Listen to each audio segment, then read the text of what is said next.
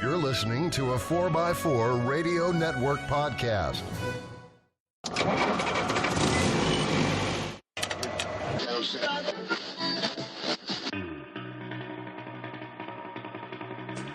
The Centresteer Podcast, a Land Rover podcast by Land Rover owners. Welcome to the 5th anniversary of the Centresteer Podcast, Part 2, number 61 for April 2018. This is the first Land Rover podcast on the planet and is a podcast by, for, and about Land Rover owners. I'm your host, John Costage, here from the studios outside of Pittsburgh, Pennsylvania. Joining me via Skype is Harold, also from the great Commonwealth of Pennsylvania. Okay. That's as much as you get for hello, new listeners. That's a hello from Harold. Joining us from the great state of Vermont is Morgan, who also runs SeriesParts.com. How's it going? And that's a hello from Morgan. Exactly. You always say. Oh, and actually, before we dive into anything else, I want to congratulate Harold. The Bells have finally found a nice place to mount his artwork that he created for them. Okay. I'm not sure that's congratulation worthy, but okay. It's more like their accomplishment than mine, but okay. True, but it's nice to see your art metalwork, permanently affixed to their vehicle and prominently. I appreciate you bringing that up, Morgan, because if you are a Patreon subscriber, you can listen to our special shows that we now have as extras. Talking with the Bells. Once a month, we talk with the Bells wherever they are, and it's only available through our Patreon. If you're a Patreon subscriber, you get to listen to it 1 month early. And as a matter of fact, we're now on our second episode of we're calling them Expedition Entries, and we actually talked about Harold's artwork that he gave to the Bells, and they finally fixed it. So there's a good conversation about that.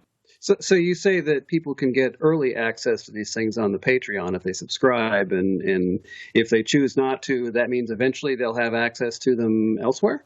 Not elsewhere, but through Patreon. Exactly. There's a feature. It's set up that automatically 30 days after posting, the podcast then becomes available to everyone. It goes to the everyone status. But through Patreon? Yes. Not our website? No, I thought about it.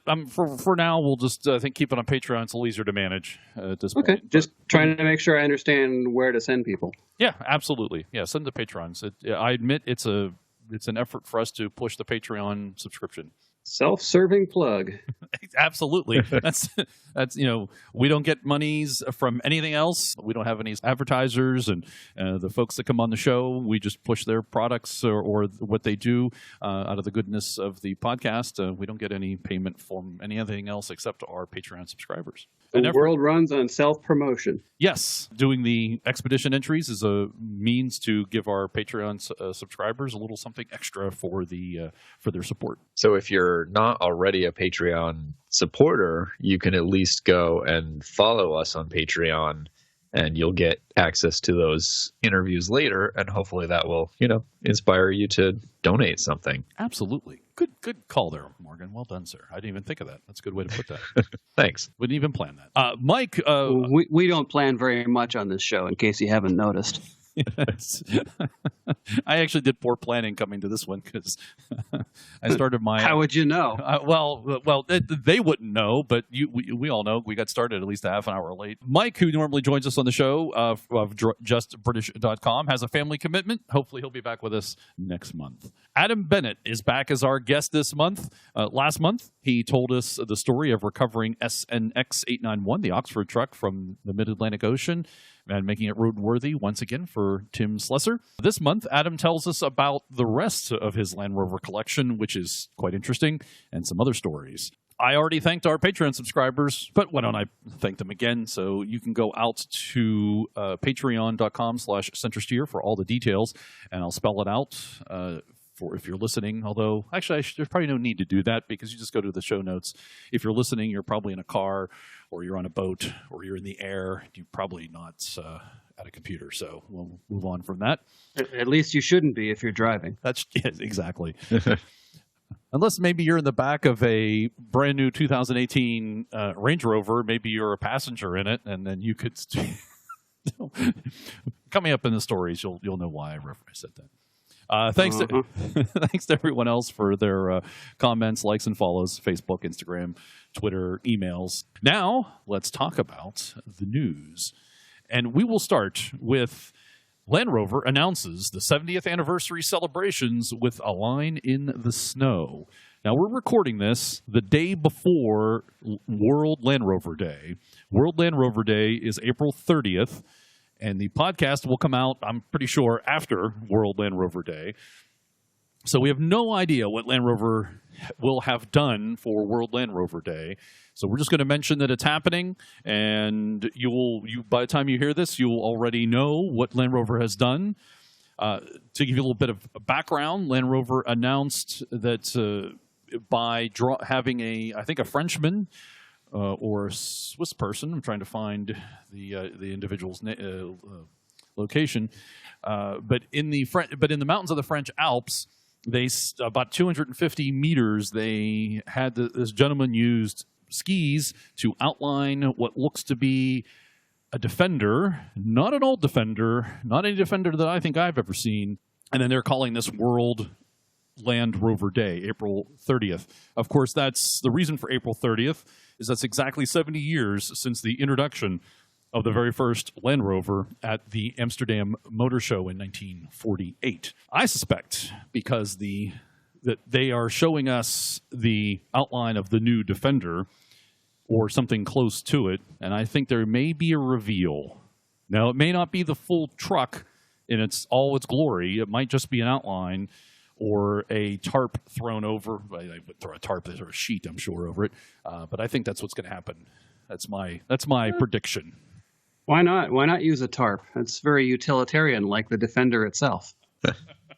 We will cross our fingers that they use a tarp. Indeed. Preferably one with a few oil spots on it. Yeah. That could be its development camo. An oil-spotted tarp. An oil-spotted tarp. Listeners, as I said, by the time you hear this, you'll already know what happened for World Land Rover Day. We'll talk about it. We don't, but you will. Sales in North America for March of 2018 were the best ever U.S. sales month in JLR history, surpassing March of 2017 by 10%. Not Jaguar, Land Rover reached a new U.S. monthly sales high of 10,972 units, an increase of 38% from March of 2017. Jaguar sales were 3,260 units, a 34% decrease from March of 2017. So I think they need to adjust this this press release to say Land Rover did great, not so much Jaguar. Well, and that kind of segues into another story you're going to talk about in a little bit about how cars just aren't doing as well as SUVs in this country. Yes, that's right. So next, and this gets us into a little bit of maybe politics, but I think it's important to discuss because it's having an effect on Jaguar Land Rover as a corporation. Jaguar Land Rover to cut output and jobs due to Brexit diesel slump. Yes, I almost said breakfast again. I'm going to try to not say breakfast every time I see Brexit, so I apologize if I do. For those of you playing the Centresteer drinking game along with this podcast, don't plan on having a liver left by the end of it. Britain's biggest car maker, Jaguar Land Rover, will cut about 1,000 jobs and production at two of its English factories due to a fall in sales caused by uncertainty around Brexit and confusion over diesel policy, a source told Reuters. It is not renewing contracts of a number of agency staff at the Solihull site and would be informing staff on Monday, this was a couple of weeks ago, of its plans for the 2018-2019 fiscal year. In January, the firm said it would temporarily reduce production at its other British plant of Howell later this year in response to weakening demand due to Brexit and tax hikes on diesel cars, but it did not detail any job losses. Jaguar sales are down 26% so far this year, whilst Land Rover demand dropped 20% in its home market as buyers shun diesel, concerned over planned tax rises and possible bans and restrictions in several countries. It's a tough situation for all diesels right now. Thanks, Volkswagen. Well, what's interesting about that Volkswagen, Dieselgate, whatever you would like to call it, is they were just the ones that got caught. Exactly. It's true. It was really everybody was Bosch. doing it. Yeah, Volkswagen got caught with their pants down, and of course, they were the ones that were jumping up and down the loudest about how the diesel technology was so clean and selling cars on that basis. So they were kind of like putting a target on their backs at that point. Right. Absolutely. And but yeah, all the Mercedes, all the upcoming BMW. legislation is going to be interesting, and it does really put big question marks all over anything related to diesel. And then toss in Brexit, which we try not to talk about here, but something we can't avoid when it comes to Land Rover and diesels and production numbers. Yeah, well, and affecting the business and the potential future business. There was a listener sent an article. I think it sounds more to me like an editorial, comment, kind of a analysis sent to us. It's on reaction.life. I don't know much about the site. And again, this is the gentleman that I'm going to read parts of it here. The title is Brexit to blame for Jaguar Land Rover job losses? Ian Martin is the author. This is from April 13th of this month. I highlighted some things. I'm not going to read the whole article, but I think it's interesting to read as it informs possible future JLR business activities. So is this down to Brexit? It seems pretty clear that uncertainty about the future trading relationship with the European Union is having some impact on business decisions and confidence. Prominent Remainders tend to overstate the impact. Prominent Brexiters want to deny there is any cost. But it seems plausible that Brexit killed those jobs in light of what has been going on in the British car industry in recent years. A bubble of car credit has been inflated in the UK to the concern of financial regulators and the Bank of England. You don't need to look far for the physical manifestation of this consumer binge. Jaguar Land Rover cars are everywhere, on just about every street you drive, or walk down in the UK. A luxury brand once unobtainable has gone mainstream, and no wonder. The cars are highly desirable, beautifully designed, and well-made. They've also become ubiquitous in an era of pay squeezes while being very expensive. The sporty F-Pace costs £53,000 with all the add-ons, but they are hardly a rare sight. Even in not particularly affluent areas, you will see many drivers in an Evoque. The budget Land Rover that starts at £30,000, something doesn't add up. Continuing. The truth is there is epic overproduction in the motor industry, facilitated by the easy availability of finance. In the U.S., the warning lights have been flashing for some time. Auto loan delinquency rates are worse than during the financial crisis. If Jaguar Land Rover sales have fallen by as much as a quarter in the past year, might it be that the company made far too many cars, failing to realize the credit party on car finance was coming to an end? And I will add that this probably relates to the UK sales. Another complication is the diesel disaster. Jaguar seems to have been too slow in reacting to a change in consumer behavior after the revelations that new generation diesel was not as good for the environment as had been claimed by the government and industry. Sales have slumped amid concerns about pollution. Finishing up, breakfast may well be one factor in consumer behavior when it comes to car purchases. But if management at Jaguar Land Rover tries to shift the blame, their assertions should be treated with skepticism. Well, I know that I certainly don't like to make important decisions about my cars without a good breakfast. What's interesting to me is overproduction mention in the UK, assuming that to be the case, I would assume. Tagged on top of that is Land Rover has been trying to move some production to Europe itself, and also to China and to Brazil, and there's thoughts now they might move to the United States. I think that, to me, on the one hand you hear, well, there's overproduction in the UK, but that's really, well, up until a couple of years ago, is the only place that they did produce cars. Maybe there's some validity to that they are overproducing in the UK and not exporting those like they used to, when they used to export them to China and to the rest of the world. So I'm wondering if that's all kind of, it's obviously connected. My comment about that is that this is really nothing new. It may be new for the JLR. To me, it just tells me that the British industry is finally fully matured, because this has been a problem we've had for decades in this country. The automakers, times are good, things are selling well, they'll ramp up production, open new factories, and then sales drop, and all of a sudden we got way too many factories. We're building way too many cars, and so they dial it way back, and it roller coasters up and down. And I think that that now JLR is discovering this pattern, perhaps for the first time. Yeah, and I think that's very likely. It's also interesting to hear the comment about there being so many JLR vehicles, around on the streets.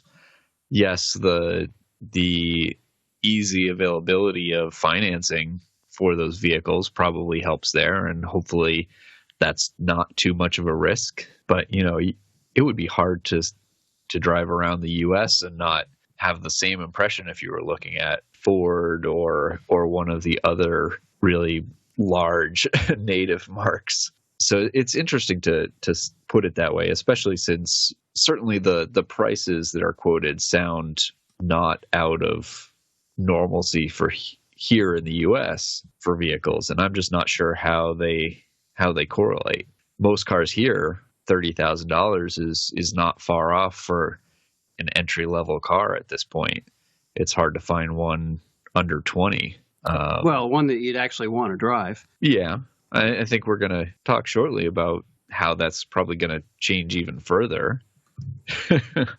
But yeah, it's very interesting to hear that perspective, not being as familiar with Brexit and some of the situations in the British economy right now, since we're over on the other side of the pond. I think easy credit has damaged a lot of industries, and it's had its toll on the U.S. automotive industry, for instance. And, they make it easy. People who buy stuff they can't afford because they've got this access to the money, and then times tighten up, and then everything sort of drops out the bottom. Yep.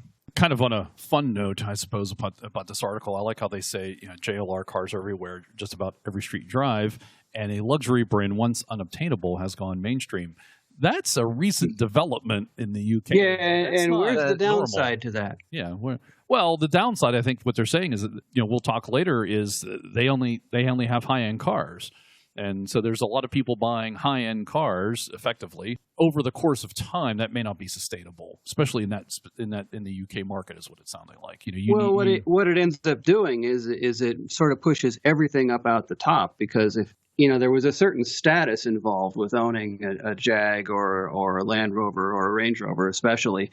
But if everybody owns them, now you're not special. And so now they've got to go and get one of the special edition ones that cost more money. And then when more people have those, then they have to look for something even more high end from the company. And the company will, of course, produce it if the money is there. And so pretty much everything moves up and out the top. And the other part that's interesting is, obviously this perspective is from somebody who's in the UK and familiar with the UK market, but they're very much comparing external impressions of the vehicles, right? When you say you walk down the street and you see them everywhere. The interesting part about JLR is, well, at least on the Land Rover side, is that traditionally and still fairly recently in the UK market, they have lower option levels available than are available rest of world. So It's very likely to walk down the street and think you're seeing a whole bunch of, Discovery 3s and 4s. Some of them might actually be lower than a base model that you could get in the US, or I'm not sure about Europe. Comparing it on appearances alone is a little dangerous. Well, especially when you could be actually having something that's used or older that didn't maybe cost you that much, but because the design, at least up until the past 10 years or so, has been relatively timeless, you can create that illusion of affluence by having an older Land Rover that still looks a lot like the new ones. Right. And there's certainly plenty more available there than there are elsewhere. Well, one would hope. And yeah. I looked up the author. Ian Martin is a former editor of The Scotsman and a former senior executive of the Daily Telegraph and Sunday Telegraph. He's the author of the award-winning book, Making It Happen, Fred Goodwin, RBS, and the Men Who Blew Up the British Economy. So he's not a car guy. No, sounds like a finance guy. Yeah, he contributes to the Financial Times. Yeah, right. But that's what this. Well, that's really what this is down to is financing. Well, and that's right. But you look at it on a micro scale, or I'm not sure is it micro or macro. But and again, I'm relating this to the American automotive industry because I know a lot more of a history there. But I mean, you end up with great product when you've got a car guy in charge. But eventually, you put a finance guy in charge who understands the business. but he doesn't get the product, and all the product goes to hell, but the company is stable again. So then again, they can allow to retrench, and then they have the money with which to put a car guy in charge and make some cool product again. Although the reality is you need both. You do need But need both. you do, and you need a balance, and you need to stop flip-flopping back and forth between one or the other of them being in charge, because that's what gets the roller coaster going. Talking about the Dieselgate part of this, we'll move on from that article. Bosch has announced an emissions breakthrough that could save diesel.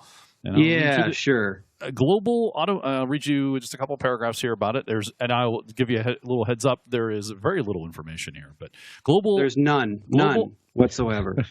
A global auto supplier, Bosch, says it has developed a new diesel exhaust management system that can slash emissions of smog-forming gases far below strict new limits set by Europe in 2020, saving automakers from potential urban driving bans and maybe saving diesel engine itself. This is Autoblog, by the way. Bosch says its technology uses a combination of advanced fuel injection, a newly developed airflow management system to recirculate exhaust gases, and intelligent temperature management, and it requires no additional new components. It says the technology drops nitrogen oxide emissions to 1/10 of the amount set under the stricter 2020 limits of Europe, even in real-world driving conditions. Bosch says the results hold consistent regardless of driving conditions, whether or how aggressively the vehicle is driven. All right. That's just a snake oil pitch. I'll tell you that right now. Yeah, all they're trying to do there is save some face, because they're the ones taking the heat now for the Dieselgate scandal. As they should be. Well, as they should be. I get that. But here's the deal. They announced this big breakthrough, right? But they don't really give you any information as to how they're going to accomplish this. They haven't said. They come out with 3 vague statements. Okay, advanced fuel injection. Well, when they came out with the D-Jetronic in 1968, that was advanced fuel injection. When they came out with the L-Jetronic in the 70s, that was advanced fuel injection. When they partnered with Volvo to put an oxygen sensor, that was advanced fuel injection. Every breakthrough they make is advanced fuel injection, so that doesn't say anything. Number 2, they say that they're using airflow management to recirculate exhaust gases. EGR came out in the mid-'70s. Nothing new there. Intelligent temperature management. What is that? What are they controlling the temperature of, and to what end? Give me some specifics as to what you're doing with these things, because otherwise you're just throwing words out there that sound good, but you're not giving any detail. And, there's a word for when you come out with these great claims of how you're going to do stuff, but you can't explain the science to anybody to make them understand it. And that word is witchcraft. And that's what the word has been for thousands of years. It's like, if you could do this without new components, basically it's a programming change. This simple, cheap fix that's going to drop the emissions by a magnitude of 10, you would have done it years ago. Because you don't just discover, a minor tweak that, maybe it drops by a magnitude of 1/10, but not by 10. Or if you do, it's going to be a very underperforming engine. Well, yeah.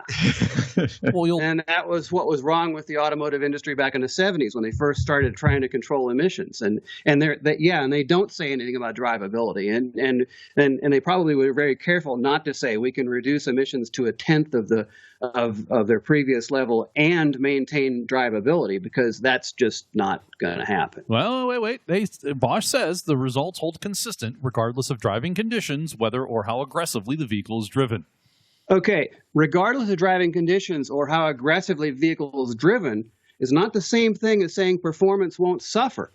It means you can hammer it all you want. It's not going to go any faster, but it's going to pollute a lot less. Yeah, and it's aggressive driving style is not the same thing as actually producing the same kind of horsepower. And I've seen some newer advanced, quote unquote, engine management technologies and fuel efficiency technologies that have been implemented in some other motor designs. Oh, yeah. I mean, that stuff's out there. It's out there, and it's possible. Well, all I'm saying here is don't make this statement like it's the great savior of diesel without explaining a little bit of the science involved. Right, exactly. They provide a photo of them driving it around and with the sensors attached to it. Yeah, I would. Yeah, like with to that trailer see- behind, that's the same rig that discovered they're cheating in the first place. So Exactly. Yeah, I would be really interested to see an actual explanation, preferably a demo with a description, because so far is get just marketing speak. Yeah, exactly. You don't want to give away your trade secrets and stuff, but you can explain a little bit of what you're trying to do and how you're doing it. Like just to say you're recirculating exhaust gases, big whoop. That's been done for 40 years. Explain Right. how you're doing it differently from what's been done and what the accomplishment is from doing that. Yeah, and one of the examples that I'll give on that is that, Mazda has been doing some very interesting things with what they call their SkyActiv technology in their gas it's slash basically petrol engine. making a diesel engine run on gasoline. Pretty much, yeah. And they It's keep a compression revamping. ignition cycle. It's actually really cool. I'm interested to see where that goes. Yeah, it's very cool. They're doing some minor methods of it in today's engines, and they have some newer technology that they're advancing with some new version of SkyActiv. It's very fascinating, but they use terms in their marketing speak which actually make sense and give you some hints as to what they're doing. Right. Which is what a lot of people have been doing to analyze the technology that they're talking about without them showing it off. But but which tells you also that Mazda is much farther along in their development cycle. Absolutely. I think at this point, Bosch probably has an idea of something to try, but they really haven't spent a lot of time on it. But they really need to get something out there in the public to save some face. Yeah. And obviously, I think the other difference here is that Bosch only provides products to other manufacturers to then build products on. Right. They're a technology provider. Right. So they really only have to sell vehicle manufacturers and other engine manufacturers on the product or the feature that they've come up with. Right. So, but if you're an automotive manufacturer or an engine producer who really cares about keeping your own house in order, you're going to want some real information from Bosch, not just marketing hype. agreed. But my guess is that anybody at that level has probably got an NDA and can go to Bosch and say, okay, now give me the details. Yeah, maybe not yet on this technology. This is clearly aimed more at the consumers and saying, oh, well, diesel can be better, because obviously Bosch still wants to invest in diesel. But yeah, it's... And they just want to save their ass in general. But Speaking of other manufacturers, Ford is going to phase out most of its cars, not trucks, for sale in North America. According to the latest financial release, the auto giant will transition to two vehicles, the Mustang and an unannounced vehicle, the Focus Active. They'll be the only two traditional cars that it will sell in the region. See, actually, what you need to look at is it's not that they're trying to phase out cars. They're phasing out a certain segment of the cars, which is the sedan. They'll still make... Right. The Mustang's a sports coupe. They'll make that, and it's also an image car for them.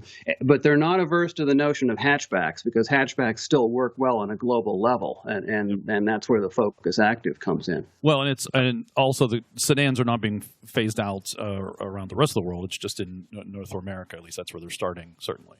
Right, but that also opens the door for any market where the sedan isn't actually performing all that well. Mm-hmm. They can ditch it. Ford explained that it's, in broad terms, of its love affair of trucks and SUVs. Ford estimates that SUVs could make up as much as half the entire U.S. industry's retail market by 2020, and that's while it's shifting $7 billion in investment capital from its car business over to the SUV segment. By 2020, Ford also aims to have high-performance SUVs in market, including 5 with hybrid powertrains and 1 fully battery electric model. Honestly, if Ford wanted to make a ton of money, they just stop making everything but half-ton pickup trucks. But the F-150. Well, in the U.S. anyway. Well, yeah, exactly. That's what I mean. And actually, they could sell a lot of like the 250s and 300s. They just make F-Series trucks. Yeah. And that could be their money in this country. Just to not to segue entirely, but I think they just announced recently they have the Ford Raptor, which is it's their hot rod truck. Yep. Yeah, so that's basically their F-150 hot rodded Yes. Yeah. That's their And then they- supercharged autobiography. Right. And so I think they just released another Raptor vehicle. I think SUV Raptor vehicle. I think they did, and of course the Ranger, which is the smaller SUV, Yes, the smaller pickup, is coming back, and the Bronco. Right, it's actually Bronco is that. coming. It's the Ranger Raptor. So they'll have the F-150 Raptor, which is basically their full size pickup, Right. And then Raptorized, and then the Ranger is back. And the Bronco's and the back. thing is, people are buying trucks and SUVs to take the place of large sedans that really don't exist anymore anyway. So it's just really them optimizing what the American market wants. And sedans just don't sell that well. So it makes sense for them to focus on what makes them money. Yep. This supports my contention that the station wagon is the best all-around vehicle type form that there is. Well, you're preaching to the choir here. I've liked wagons for decades, but it was hard to get a good one for a while, and that's what sent me down the road with Volkswagen. Is I wanted a compact wagon and I wanted a diesel. Well, options are pretty slim in this country for that. Yep, still are. Yeah, That's why here in the U.S. everything is basically switching over to the crossover vehicles.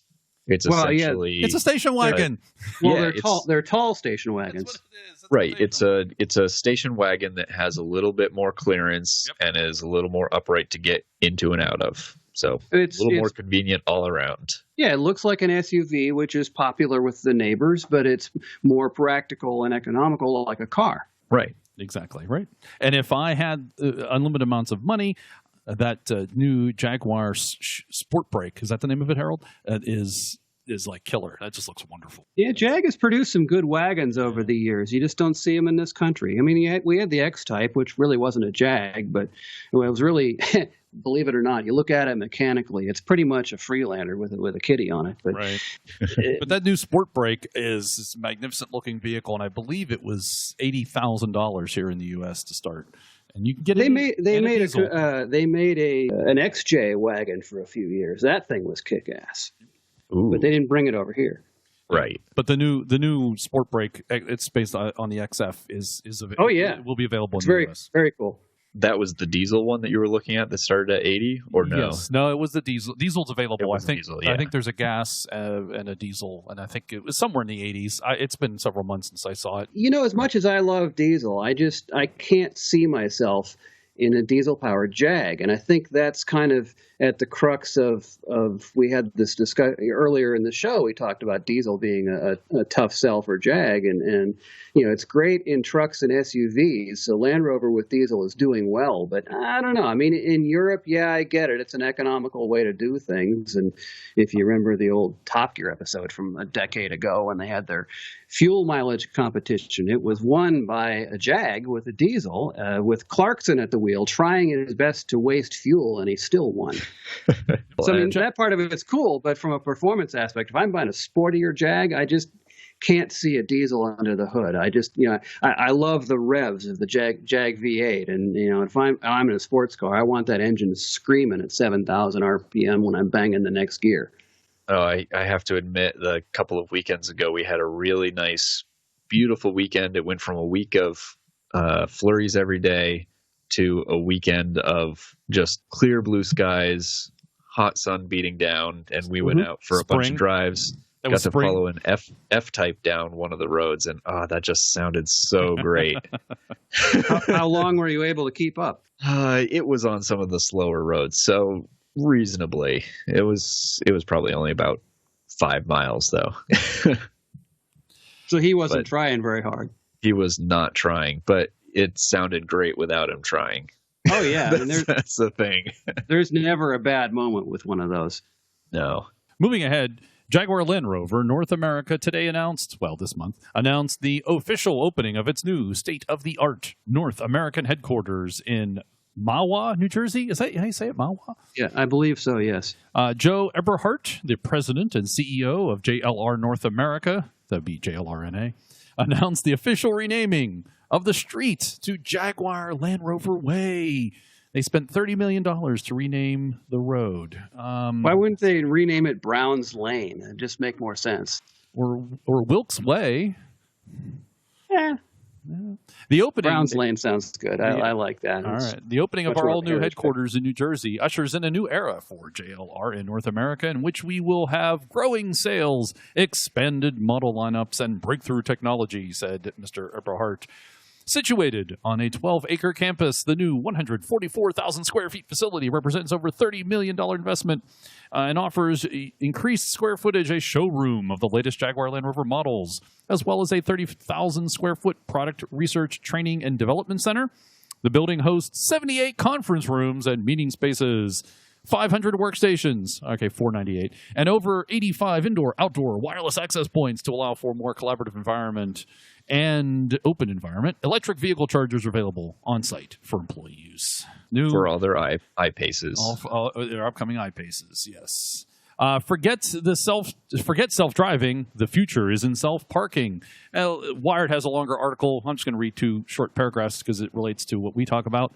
JLR is starting testing on self-driving valet in the UK town of Milton Keynes, about an hour and a half north of London. A black Range Rover Sport with some fancy graphics on the side and a few small sensors on a roof rack is cruising the streets and slotting into parking spaces. For now, a safety driver is always at the wheel. JLR sees tricks like this as a useful way to introduce drivers to the idea of buying autonomous vehicles. Quote, "We're going to have to look for features that people say they really want and introduce them gradually," says Imogene Pierce, who handles global communications. Right, because buying self-parking technology is just so much easier than learning how to park it yourself. I've seen some people park. I think I'd rather have a computer do it. Well, that's the point. They don't teach that skill anymore. They don't teach people how to shift either. I don't think they ever taught people how to park. I learned how to park in driver's ed class, and I'm pretty good at it actually when I'm concentrating, when I want to be. But I mean, I remember having a very well put together protocol for parking the vehicle when I was in driver's education, getting my license. Don't pound. So it was taught at one time. But I agree completely. I had, driver's ed and, to pass a driving test, certainly still in Vermont. I don't know about other states. You have to be able to parallel park. But I think for most people, that's the only time they parallel park. Well, they have changed, especially in North America, they have changed many places where you park so that you don't have to parallel park because people were bad at it. Because nobody wants to learn anymore. No, they were bad at it. They were bad at it. Because they don't want to learn how to do it right. We'll it's fight about easy this if you forever. learn how to do it. It is. If you learn the procedure, it's not difficult. Same as shifting, exactly. I do agree with you, but it's also a balance of it. There are some people who are just never going to be good at it or never going to like it or never want to learn. And then it's also can be difficult too. So in challenging. Those people should not be allowed to drive cars. There you go. If you can't operate it, you shouldn't be. It's like people who don't know how to shoot a gun shouldn't have one. JLR and Waymo announced long-term partnership. So JLR and Waymo, that's the Google self-driving car project, will work together to design and engineer self-driving Jaguar I-Pace vehicles. This long-term strategic collaboration will further Waymo and JLR's shared goals to make cars safer, free up people's valuable time, and improve mobility for everyone. Up to 20,000 I-Paces will be built in the first 2 years of production and be available for riders of Waymo's driverless service, serving a potential 1 million trips per day. Professor Dr. Ralph Spaeth, Jaguar Land Rover's CEO, says, "In joining forces with Waymo, we are pioneering to push the boundaries of technology. Together, we will deliver self-driving Waymo Jaguar I-Pace with the grace, space, and eco-pace that customers expect." I had to read that. I did. I generally am a fan of alliteration, but that was rough. He didn't write that. But it's good that he at least understands the heritage of where his company has come from, because grace, space, and pace was the big thing back in the 40s and 50s. Yes. True. Yes.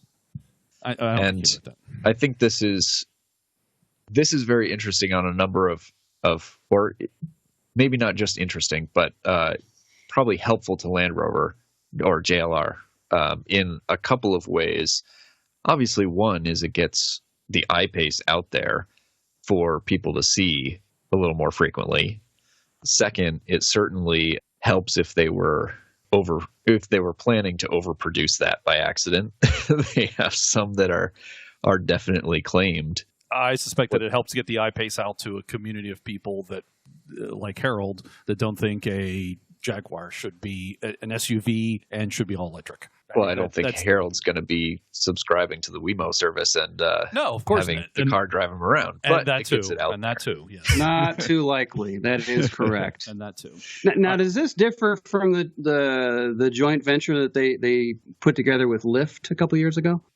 That's interesting because that was, now let's see, Lyft is out of the West Coast. Yeah, they're West Coast. They're out of like the Washington area. I think so. Washington State. Yeah, I think that was a partnership for like R&D concepts. Okay. So I'm not sure how that relates. Maybe they've taken what they've learned with Lyft and applied it to their contract with Waymo. Yeah, I'm not quite sure. But also with Waymo, I would imagine that Google is providing all of the hardware and software or the vast majority of it for the self-driving functionality. That'd be my guess. And don't forget, and the I-Pace is a specific model and a specific type. It's an all-electric I-Pace. I suspect that the Lyft thing was, as I recall, was across Jaguar and Land Rover, and it's probably just like a technology exchange. I suspect the Waymo venture is, here's the cars, you guys go off and do good things, and we'll reap the benefits down the road. There's probably some technology transfer, but it's after the fact. Okay. Yep. My guess is that there's probably actually not that much technology transfer, maybe a little here and there, but it's mostly a marketing process or advantage for JLR. So let's move on to specific Land Rover changes coming up. And this one, I suspect we might have some conversation about. Baby SUVs to spearhead new Land Rover offensive. A 250,000-pound Range Rover Coupe, a Defender pickup truck, and more like car-like Range Rover will cash in on the booming growth of premium 4x4s and the aim of elevating Land Rover sales and profits to new heights. Land Rover is keen to expand the smaller models, such as happened with the Mark I Freelander. The first of these small models, which will be around 4.2 meters in length, could arrive in 2021, although debate is ongoing about which of Land Rover's three model strands, leisure, as typified by the Discovery Sport, luxury, Range Rover, or utility, the next Defender, it will join. The company is also considering adding a baby SUV for each of these ranges in the long term. Worldwide sales of compact SUVs hit nearly 5 million in 2016. That's up 28% from the previous year. According to some analysis of the market, it is one of the fastest growing segments of the car market and one in which is important to Land Rover to have a presence, not only for sales, but also to introduce younger, less affluent buyers to the brand and help retain them and move them in and up. Well, I like the notion of the Defender pickup. It's nice to hear that there's actually some acknowledgement of that being a possibility, because they've got a lot of different SUV options with the three families now, but utility still matters, and it's and we have this discussion all the time, obviously, but the Defender is going to address that, but adding the truck aspect to that lineup, I think, is really going to provide service to the utility sector in ways that I don't think the company has really thought about for a while. Yeah, I'm really interested to see how that plays out, because I still can't quite conceptualize obviously the Defender is very much still unknown to us. I can't quite yet. Or maybe not by the time this comes out. Yeah, maybe by tomorrow it will be. Sorry to jump in on you. I just had to say that. It's so true. I can't wait to hear what happens tomorrow, even if it's just a tarp over a new profile for the Defender. A tarp over. It's going to be a tarp over a box. So you're going to see, right? And they'll say the new Defender's inside. Trust us. Well, and of course, it'd be delightful if the box was the Defender. I mean, I'd love to have a Defender that looks like a box, but that's the me. Bollinger. Yeah, same. But if they come out with a truck and it's got a reasonable sized bed on it, I'm probably more likely to buy that than any other Land Rover. Yeah, and it's just hard for me to conceptualize what might come out in terms of design, but also work with functionality, especially knowing their current platforms. would a pickup truck by them come out more like a very much a luxury Honda Ridgeline or something like that? Or would it be something else? And what would be the uptake of a model like that? Yeah, I think most likely country? it would end up being a crew cab with a short box, which is not what I'd be looking for. But if they decided to add an additional utility model, it's a two-door pickup with a long box on it. I could see myself being all over that, even though I really don't like buying new vehicles. Right. Yeah. And you won't Definitely. And knowing that they're capable under the hood. pick up a Defender in the U.S. is probably not going to happen at all. Don't forget there is a 25% import duty on pickups specifically to the U.S. There's a way around that. I understand, but there's still a 25% import duty. That's why Toyota and Honda both produce their pickups in the U.S. You remember the Subaru Brat? Yeah, I was about to say. That was a pickup truck with a pair of cheap-ass plastic seats bolted down in the bed with 4 bolts that were basically wing nuts. They came off very quickly, and you could throw those seats over the shoulder, and you just got yourself a pickup with no import tariff. Jerry's not going to allow that. Well, and just for trivia on the Jerry's Brat, not a forever venture. I'm pretty sure that the Brat, they actually also advised that people not actually ride in the back. Well, Right. Yeah, they were just there. They looked like seats, just enough to get past customs. I believe that was one of the reasons why the U.S. has passed laws that you're not allowed to ride unsecured in a pickup. Well, they Yeah, were it's secured, but Was there seatbelts? no, I think that Were was there for other seatbelts? reasons. Because people were doing it anyway and killing themselves. I know. We rode in the backup pickup trucks when we were kids. We never wore helmets, or we drank out of a hose, and we turned out okay. I know. You went uphill both ways to go to school in the snow. I know. Oh, no. I rode the bus. I wasn't stupid. That's right. You didn't have hills in Minneapolis, right? Oh, well, first off, I came from Rochester, not Minneapolis, and we did have hills. Okay. Oh, yes, Rochester has some hills. Gotcha. Further in this article, a compact Defender is said to be among some of the company bosses to make production first. This is a compact Defender. We're talking about baby Land Rovers. That's because Land Rover has long talked about building a family of Defenders, although the Defender models will be spun off entirely on a different platform to the one proposed for the smaller, the baby Rovers. Whether Land Rover ends up with 1, 2, or 3 small models in its lineup will likely be based on a smaller platform understood to be codenamed D10. This is a slightly shortened, re-engineered, and cheaper version of the D8 architecture on which the Discovery Sport, Range Rover Evoque, and Jaguar E-Pace are built. If the Defender version of the new SUV was given the go-ahead, this is a baby Defender, if you will, it would mean the car's range would use 2 platforms, a toughened-up version of the D7U, also used under the Range Rover Sport, and Discovery, full-size Discovery, for the initial Defender, range to be revealed later this year, and the D10 underpinnings on the smaller baby one. That was quite the list. Did I miss the Evoque in that list? Yeah, but I think that's the Discovery. Isn't that the Disco Sport also? Is it the same platform as the Disco it is. Sport? I believe it is, yeah. I think. Gotcha. And don't forget, I'm reading just segments here of things. I don't want to read the whole article all the time to everybody. Right. But The interesting thing will be whether or not, if they're going to base it on a particular platform, whether they're also going to allow multiple wheelbases of that platform.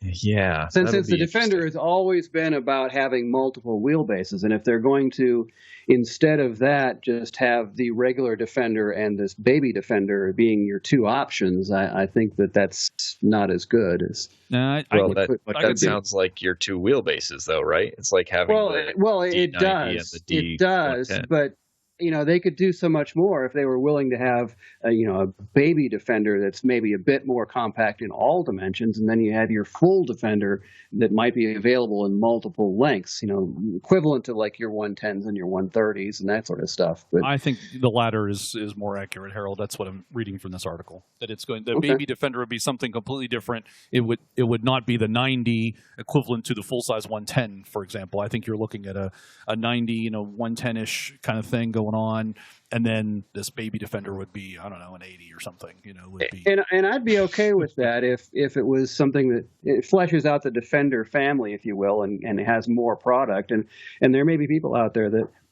that want the Defender, but maybe it just seems a little too big for them. So this gets them in the door without them feeling like, they want a Defender, but they've got to go buy a Disco because it fits their needs better. I think gets more people into the Defender side of the world. Well, I think the whole idea of these baby versions would be to get the younger folks into the whole lineup, period. And they'd be generally cheaper. You would have the cachet of having the name Defender or Discovery or Range Rover. Right. Since the Defender is going to cost more than we want it to, this is a way to make the Defender affordable by making a tiny one. And it's also for, those people who don't really want a D90, they can get a Samurai instead. Well, it's a good opportunity to move on to India. Yeah, let's not even Sorry, go. that was a groaner. Let's not even go there. So the Jaguar Land Rover India chief, Rohit Suri, says they're revamping their strategy. And since we don't often hear about Land Rover operations and business in other parts of the country, or other parts of the world, excuse me. I thought this was an interesting article to read a couple things. Suri said the company is forced to rethink on its India plans given the 5% rise in customs duty, which will have an impact on sustainability. So some bits from this short article. The convertible SUV is the first in India. He said there never was a convertible SUV in India until the Evoque arrived. It's about what engine size, what engine type, is in that Evoque. He said they'll decide if a diesel is needed, they can easily add it. They're just going to start with a petrol. Talking about some specific sales in India, they had a phenomenal 2017, and he said they're already grappling with a high GST, which is a general sales tax, and other taxes, which is 50% for an SUV. And I guess the government's proposing another 5% increase on there. So there's some concern about this additional 5%, even though sales grew by 50% from last year. So I find it interesting that there's this high GST tax, yet they did very well in sales. It's kind of interesting. So people want their stuff and they find a way to pay for it. Yeah, or maybe India's. And I also wonder what other taxes are, because it's possible that they have very low income taxes or something like that. So it just doesn't translate to the way we have taxes. I'm not sure how it is. Or import duties, for that matter. Right. Yeah. And there's a new Evoque coming in, I think, 2019, and some information about it.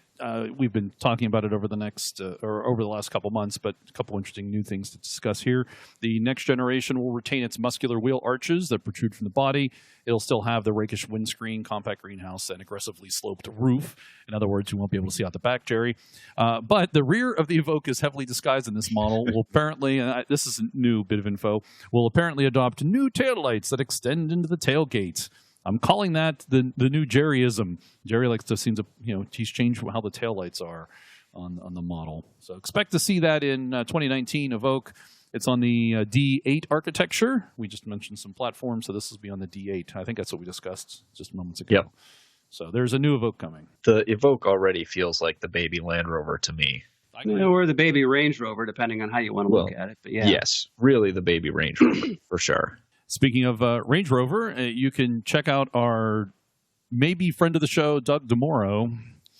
I don't know. I've never met the man. I just see his videos, and they usually annoy me. So I don't know if I should call him. Maybe I'm being sarcastic when I say friend of the show, but he did a video. Here's why the 2018 Range Rover is worth $125,000. It's 20 minutes. I didn't admit to watching every single moment of it, but he spends about 2/3 of the time talking about the interior of the vehicle, and then he drives it. But that's what makes a Range Rover. It's the interior. I mean, you got some exterior styling, but certainly now that they don't look that much more exclusive than a Disco, it's the interior experience that makes a Range Rover what it is. So yeah. It makes sense. And he actually does have a love for Range Rovers. He's had one for quite some time that he, I think, bought through CarMax or something like that and had tons of issues with. Mm-hmm. So it's also likely that he has compared a lot of the interior to the older model that he had and some of the issues that were there. I haven't actually watched the video. I'd like to catch up on that one. Here's my big question concern. And this really has nothing to do with Doug and his video. It's just more the brand new modern $125,000 vehicle is. He says, "Oh, this has some great interior technology. It has 2 light settings for the rear passengers. There's the book reading setting, and then there's a laptop reading setting." That's not what bothers me, but just to give you a sense of the kind of level of luxury and effort that goes on into the new Range Rover. It has the option, as you're approaching the vehicle, that the rear seats will lie flat and the tailgate will open so that you can take your, whatever you've got in your hands and easily get it into the vehicle without having to put it down and manually put the seats down. So this is, I admit this is a rant. Who's putting a sofa, helping their buddy move across town and stick a sofa in the back of a brand new Range Rover? No one does that. Who does that? But see, you're missing the point here, John. See, it's not about putting a sofa in. It's about converting your Range Rover into a sofa. So as you're walking your date up to the vehicle, you discreetly press a button in your pocket and deploy the vehicle for your intended use by the time you get there. Who's doing this stuff? It's not like I can see that in 20 years when someone has the vehicle, then that'd be really cool. And then you're going to help your buddy move. And hey, I need to get, I got some timbers. I need to redo some landscaping. Okay, But you know what? That's not that off of the features that they have on minivans now. You wave your foot under the bumper, and everything opens up and is ready for you. Yeah, but that's a $25,000, $30,000 minivan, not a $125,000 Range Rover. Well, they're trying to steal. Well, but they're trying to go after that niche market where you've got wealthy people who have kids, and they're wealthy kids too. So So you're trying to poach some of them, the people who poach people who don't want to be caught dead in a minivan but still need that functionality. Land Rover has come out with the Defender Works V8. They stuck a V8 in it. We talked about it before in the last show. There's a nice video, though, if you want to get more details on it, since none of us, at least no one that I know that listens to the podcast, will ever own, because they're also north of 150,000 pounds for a Defender Works V8. Roadshow did a video. It's about 7 minutes long, worth your time. And it all summed up, though, by the title. The Land Rover Defender Works V8 is gloriously silly. So go check that out. And you know what? If you want to own one, I'll build you one for that kind of money. It won't say Works V8, but it'll be a V8 Defender, and it'll go however you want it. It'll go 0 to 60 in 5.6 seconds. I'm not going to make any claims like that, but it'll be quick enough. Quicker than you should be going in a Defender, put it that way. Which is pretty much what the guy in the video says. It goes much faster than it. He's kind of shocked. He goes, "Yes, you really shouldn't be going this fast." It doesn't. Yeah, because you still have to steer it and stop it.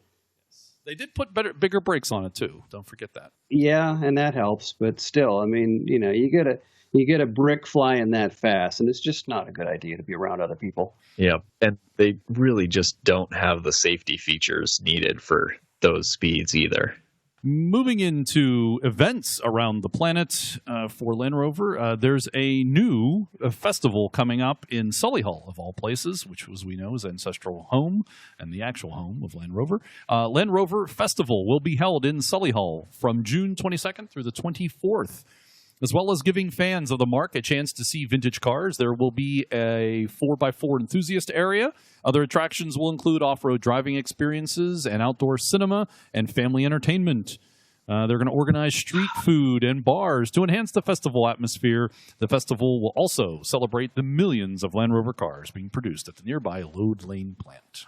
See, the outdoor cinema right there is why you need that self-deploying couch in the Range Rover. Right? All right. Well done, Harold. Well done. Thank you. In fact, it would be awesome if you could press another button on your remote and the vehicle would spin itself around so the tailgate was facing the screen. Yes. And it would activate the exterior outdoor speakers and tune to the right station to hear the audio. Of course. Yeah, why not? If you're going that far, might as well. And then if you got those overhead lights to activate with clapping, you'd be all set. And there was an event in Australia that we missed, the Land Rover 70th in Cooma, New South Wales. I believe one of our listeners attended, so I'm inviting the listener to come on the show and tell us about the event. It happened March 30th through the 2nd of April in 2018. So if you attended, or maybe a listener that I don't know about in Australia or anywhere around the world, you attended the event, yeah, we'd like to hear about it. You come on the show, just give us a few minutes about what happened. Looks like there was camping and the usual things. Cause, okay, I admit I didn't. I was going to say, what's special about that? And this was New South Wales? Yes, and SW. Cool. And then I just saw this. I think Morgan, didn't you put this? I think in the show list. Family of 5 lived in a tiny Land Rover for an epic 9-month overland travel. This is not the Bells. This is a family. This is not. This family drove from London to Singapore, as they say, in a tiny Land Rover. And it's actually, and they reference the first Overland. This guy he actually bought a Series 1. It's a Series 1. They took out the rear seats and put in a bench seat in there. They've got husband, wife, and the 3 kids, and they're probably what would you say, Morgan? They're probably 5 to 10, maybe 12. They're not really tall yet. Yeah, they were not particularly large, and that was a couple of years ago too that they did that. Okay, yeah, this was published March 30th of 2018, but they did this travel in this series 1 from London to Singapore. So apparently you can do it, even though the Bells claim they couldn't do it, but these folks did. So we'll have a link to the YouTube video. It's about 7 minutes long. Yeah, and it's very interesting because it's actually, they were inspired by the first overland travel, but they actually were living in Singapore, Southeast Asia at the time. So they actually went Singapore to London in this Series 1 that they picked up. And they said, and being Southeast Asian nationals, they probably had an easier time at the border crossings than someone else might. Possibly. I know that there was one area that they did skip and had the vehicle transported. Pakistan. I can't remember where it was, but Pakistan. Was it Pakistan? Yeah, and it sounds like they're American. From their when they talk to them, their accents sound American. Although that I don't know enough about Singapore. They don't seem like they're necessarily all from Singapore. It sounds like there's maybe the father might have been American. Well, I guess we should look to get them on the show. Right. And we need to find out how they did it, I guess. Yeah. So I mean, the video is only 7 minutes long. It shows the truck, and of course it's all the people we met on the way. It's because the truck breaks down every day. Well, and the nice thing about it is because they were heading in the direction they were, it was very common to find people who had the makeshift skills in Southeast Asia, right, to do the repairs on the fly and get them back up and running. And that's obviously how they built these relationships with the people and met the people. There's some really funny stories, though, of like in one area they needed a new gasket, so one of the guys just went into his house and found an old felt hat and cut it up and made new gaskets and put them back on the road. Yep, that was in Darjeeling. Yes. I've done that with beer cases innumerable times. Oh yeah, new cardboard gaskets. So the lesson, I mean, beer boxes. That's what I would use. Yeah. So the lesson we've learned here is take a vehicle that breaks down and you'll meet the locals. Right. That's I think that sounds like a top gear top tip. And it just makes it that much more like the original trip. I think they had less problems on the original trip. I think they had a lot less problems because it was a brand new vehicle. and they had factory support. And exactly. Yes, and they had a mechanic with them on the trip. They had people that kind of kept up with maintenance on the trip too. So yep. So and those guys were given special training at the factory too. Don't kid yourselves. Right. So if you know, we'll try to track down the family ourselves. But if any of our listeners know who the family is, reach out to them, put us in contact. We'd like to have them come on the show and talk about their journey. Yeah, and in the meantime, go check out the video. It's put together by Exploring Alternatives, which has a whole lot of videos on YouTube's interviews with fascinating people about traveling in vehicles, and they have lots of stuff on sustainable homes and the like. So very interesting other content by them. So it's nice to see a Land Rover heritage bit in there. Important people doing important things. Precisely.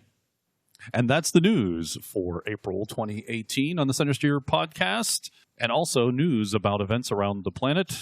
We have events coming up this summer. If you want to have your event discussed on the podcast coming up, I'd suggest at least a 3-month lead time. Reach out to us. Maybe we'll have you come on for a few minutes like we did with David Short last month to talk about Rove events. And with that, I'd like to say I think we just reached a milestone here on the Centresteer podcast. I believe this is the first time we got through the entire news segment without John butchering the name of the Evoque. You got it right 100% of the time, pal. And that is our anniversary edition of the Centresteer podcast. I don't know what to say on that one.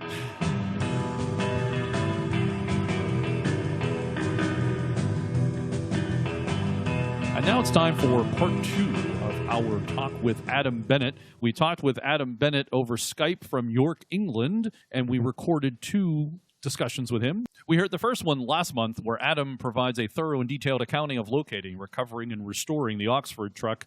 Don't forget to go out and check his Facebook page, Legend SNX891 of First Overland, to follow all the current adventures and future adventures that are coming up. And in part 2, Adam talks with us about the rest of his Land Rover collection and some other stories. So I've been hearing some comments from some friends about how great the interview was with Adam Bennett, and I have to agree. I think it was one of our best ever. And I had to go back and listen to it yesterday just to refresh myself. And the cool thing about Adam's storytelling is that it's like a finely manicured English boxwood. He tells a story, and it flows so nicely along the trunk of the story, and then it branches out and into something else that's equally interesting. And he lets that grow for a little bit, but then he prunes it back by saying, but that's another story, and what happened next was, and he's back on the main trunk again. And it's so much fun to listen to. One of our listeners posted on Facebook, I think, that he could listen to Adam for hours telling stories. Well, here's your chance, because there's more today. So listen up, because what happened next was... Welcome back, Adam, to the show. Adam, fantastic stories. I'm glad you're coming back on the show. For our listeners, I mean, we recorded this all at one time, but we're going to split this up into 2 shows. And so this is going to be show number 2. You've heard the story about Adam locating, recovering, and very quickly, with a lot of help, admittedly, getting the Oxford truck back on the road and getting Tim back behind the wheel. He continues to wear the shirt, even though it's been 2 months. He continues to wear the shirt. Never underestimate an old man with a Land Rover. That's a great shirt. Yeah, I'd like to say that Tim describes you as an eccentric Yorkshireman. I would simply characterize you as the most confident man I have ever met. You've pressed record, haven't you? Oh, yeah. Oh, that's okay, then. We're good to go. Confident. Well, and your production schedule is making me look bad, by the way. But kudos for making it happen. Well, that is excellent. My easy on it, putting that to one side was sort of, when you're on a project and it's a fantastic project and you know that people are going to love it, and I know that people that have seen it love it, and to have to shelve it, it was sort of, I had to shelve it. But I am back on it. Been there, done that. Tomorrow. So, can you explain more what the Easy On is? You mentioned it, in the last time at the beginning. What exactly is Easy On? If you can imagine getting a series, well, the first one that they ever built was an 80-inch. So if you can imagine getting an 80-inch, but mine was an 86-inch. If you can imagine getting, in my case, an 86-inch, and if you can imagine undoing the prop shaft, the rear prop shaft, and undoing the rear brake pipe, and then if you could imagine getting a metal saw or a hacksaw that was big enough to cut a car in half, and then tape measuring about 2 inches behind the rear bulkhead, so the rear tub bulkhead, and then cutting straight through the cappings, the galvanized cappings behind the seat box. So 2 inches behind the seat box, you cut through everything, and I mean everything. And then you throw everything away that's at the back, and then you build this wacky races, absolutely ridiculous superstructure that's ridiculously over the top with everything, and sort of Frankenstein make the 2 things together. It's good. It's nice. So ridiculous. The fabricators call that back halving. It's good, and it looks good. Back halving, yeah. It cut and shut. It's like a cut and shut. And the way it's been done is really, it's not been done by a precision shop. They've just chopped the thing and then they've stitched it together and fish plated it together and boom, out, gone. But the thing has survived all these years, and maybe, sometime you can have a look at it sometime, and I'm sure you'd find it equally interesting. But let's not worry about that, and let's not worry about what is the future for Oxford. We discussed all of what happened, getting it to its current state. And since you've had it, I know it's gone to Italy, it's going to go to France, and by the time people hear this, it may already have been to France. What's the future for it? And as a comment, not a question, thank you for making it drivable. When are you bringing it to North America? Okay, so there's a couple of places we've been to that we haven't discussed, and I was going to touch base and tell you about those. And then I was going to tell you about the places we've been to and the places that we've got on the agenda to go to next. And this is turning into, it started off as a bit of a European homecoming tour, and then somebody foolishly told me about the 7-continent challenge and 5 seas and 7 continents. So we'll come back to that in a minute. So we get the car finished. The car goes to the LRO show at Peterborough. The LRO people very kindly, through Peter Galloway, give us a pitch on the showground, a good pitch, and Peter Galloway, out of his own funds, produces a nice board introducing people who don't know, just by looking at the number plate, what they're actually looking at. Graham Aldous comes down, he brings a tent, he pitches a tent up, he creates what he calls his Peterborough Loop, which is a 10-minute introduction into what first Overland, how the car was lost, how it's been brought back, how it was put back together, Tim Slessor's first drive. So a very sort of 10-minute, so if you knew nothing, you could watch that, and 10 minutes later, you'd pretty much know what you were talking about, the basics of it all. It was a 3-day event. We went down, we took the RV, we lived in the RV for 2 days and camped next to the car for, obviously, security reasons. It was best we were camped next to it. And people would come, and some people knew nothing. Some people knew lots, and everything in between, from knowing nothing to knowing everything about the car. It was amazing that some people that knew about the car and knew nothing about it coming back, because obviously there'd been this, just nobody knew about it until I brought the thing back. And then when the car came back, there was a strict, please don't tell anyone about this, because I promised Peter a story, and I want him to have his run at the story. It's the right thing to do. And so everyone that knew about it didn't tell anyone, because it seemed the correct thing, and it was the correct thing. So people would come to the stall. One chap came to the stall. He writes for a Land Rover magazine. And he looked at the car and walked around it and scratched his head and said, I need to get a story on this car, quick. So I said, okay. So he said, I need to do a story on this quick before the LRO guys write a story on it. Well, what he hadn't realised is that about 2 days before it had been in the LRO magazine, and then it had been at their show, it just, he hadn't looked at the magazine, and he thought that we'd rocked up at the show, and that no one, it was just... He was getting the exclusive. He thought that he'd found this, he thought he'd found some people that had sort of rocked up with this hidden gem and no one else had realised. And then he realised, somebody said to him, you can't get an exclusive. We're at the LRO show. They give us the stand. They've just run the story. And this is the magazine it's in this month. So anyway, by the by, there was lots of really nice people that came. Nobody has ever been bad towards it. No one's ever bad-mouthed it. It's always positive vibes. Very, very good positive vibes. And so the Peterborough show was good. The Peterborough show led on to the NEC Classic Car Show at Birmingham. I really wanted to go there because it's like going back to Birmingham is taking the car home for me. So we went to Birmingham to the NEC, and the sponsors of the show, Lancaster Insurance, they found out about the car and the story, and they said, would you bring it onto our main stand? just so we've got, this car to show people and tell the story. They had about 5 cars, all different, but cars with stories. So thousands of people saw it at the NEC. I could drop names about people who turned up, but the kind of people that turned up was, we talked about in the previous show, we talked about Mick Byrne, the milkman that does the paperwork to get these cars, the titles back for the owners club. He turned up, and he's a very modest man, and he just says, I do this job, and it's thankless, and I do this task, and he gets nothing for doing it. It's just he does the work.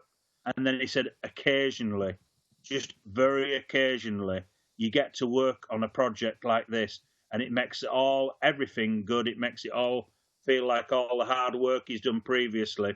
So I met Mick Burns. That was fantastic. Met some really good people. On the last day, we went Tim Slesser turned up. He came up. He drove up. Unbelievable. He drove up. He did 2 days at the show and showed people around it and signed books and explained who he was and what had happened. Some people knew who he was, some people didn't. But it was sort of like, if they didn't know, they did by the time they spoke to him. We handed stickers out, and we handed some books out and various things. The last day, we went to collect the car from the NEC, which was the Sunday, and my son Miles, my youngest son, who was a Land Rover enthusiast, we stood on the stand, and he said, "Dad, look who's looking at the car." And I looked over, and he said, it's Ralph Spess, the CEO, Jaguar Land Rover. Whoa. And he's on the stand. I've met him once before at Jaguar Classic Land Rover when they had their opening do, and that's where my son had recognised him for. And he was just stood at the car smiling. And I thought, this is like a big honour. The CEO of Jaguar Land Rover has come to the show to check out the car. So I go over and I say, "Hello, we've met before. My name's Adam." Just being cheeky like that, as you do. And he said, "Oh, have we met before?" So I said, yeah, we met at the factory. We met at your factory. "Oh, yes, at the factory." So he said, I said, "You like the car?" So he said, "Oh, the car," he said, "the admiration I've got for these men, what they did with these cars." And he checked out the car, he looked inside it, and then let us get some pictures of him stood in front of the car with my son and one of my other friends. And it was just, that was a special moment. It was, when you go back to see the old boys, that's a different kind of special moment. But when somebody new comes to the party and it's the CEO of Jaguar Land Rover, then you know that, things are going in the right direction and we're doing the right kind of thing. So we've also been to Scotland, the second expedition. One of the chaps from the second expedition, he's still alive and well with his wife. He lives in Scotland. I drove Oxford up and they put me up for 2 or 3 nights. I stayed at their house. He's not seen the car since they left it behind on Ascension, where they gave it, as we discussed in the last show, they handed the car over to its new owner. He'd never seen it since. Graham Aldous couldn't come up with me, so Graham lent me some of his video equipment. So I did a bit of a video of him meeting his car again for the first time. We relived some stories about, we just did normal sort of, we hung out and we did normal thing. On the last day, he decided that he was going to put on a slideshow for me. And these people, for us, Land Rovers is the big thing. For him, birds is his thing. That's his life for birds. So he put on a slideshow, which was really interesting in his living room. He got some slides out and he started off by, not to bog me down with a load of bird slides, but he basically broke down the story of what they'd been doing. He broke down what their research meant and how it rolled forward and into great detail. And then he brought out slides. So he started bringing slides. This is a man that said he didn't really have any. He then started bringing slides of Oxford out. Now, the problem had been, he said, if Land Rover had said to us, take a load of pictures of the car, he said, we'd have taken as many as they wanted. But he said, because there was nobody out there and there was nobody to show a Land Rover to, it wasn't the publicity stunt that First Overland had done for Land Rover by showing everyone what a Land Rover is and getting a load of photographs and a load of filming. So their remit wasn't to do that. So he said, we didn't do it. So he said, anyway, I've looked through and I found a few pictures.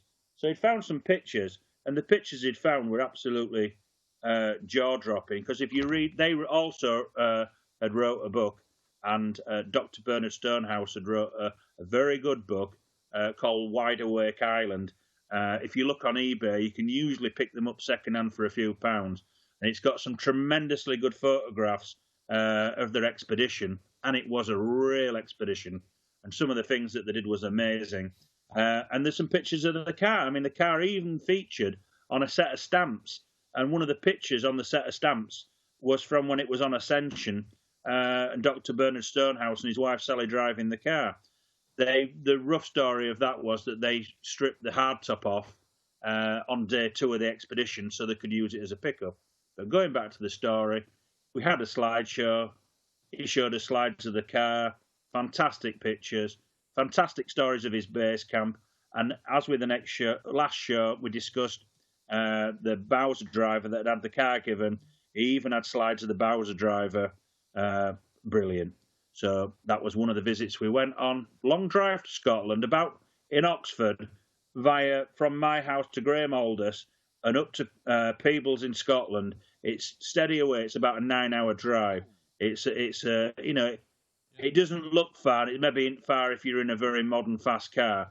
But when you're going the route that I was taking, it's about 9 hours straight drive, stopping for petrol and a few convenient breaks, but basically 9 hours flat out. So that was Scotland. In a Series 1, that would be brutal. Yeah, it's interesting because the car, when we first got the car, it came back with seating that it had been used. It still had its original upright spade, well, not spade, it's the middle seat, the original middle seat upright was still attached with blue fabric still on it. And the seat bases had been reupholstered using tarpaulins. So for a while, we drove round on these seats, trying to live the dream of we've salvaged everything. And then we realised that they were too uncomfortable, and we bought a set of new seats. And the new seats are absolutely unbelievably comfortable. I think when I drive the Defender, it's an individual seat. So if you're a bit bigger like I am, you're sort of in the seat, and then you've got the door right here. So you've got the door here, and the seat here, and the steering wheel's here, and the gear stick's here, and it's all a little bit. But when you're driving the Series 1, there's no door card, so your knee can go into sort of where the door is. And because you've got 3 seats in a row, which are just like the form like a bench, you can position yourself where you need to be sat. So it's really, I find it comfortable. And I've got we drove to Italy, and a friend of mine came to split the driving, and he'd never driven a Series 1 before. He'd never been in the car before. And he volunteered to come on this thing, and it was really out of his comfort zone. I don't do these things, and he doesn't do them, but he decided that he would come. And he couldn't, he'd been saying, is it noisy? Well, I need ear defenders on to drive to Turin. How uncomfortable. Am I going to get a bad back?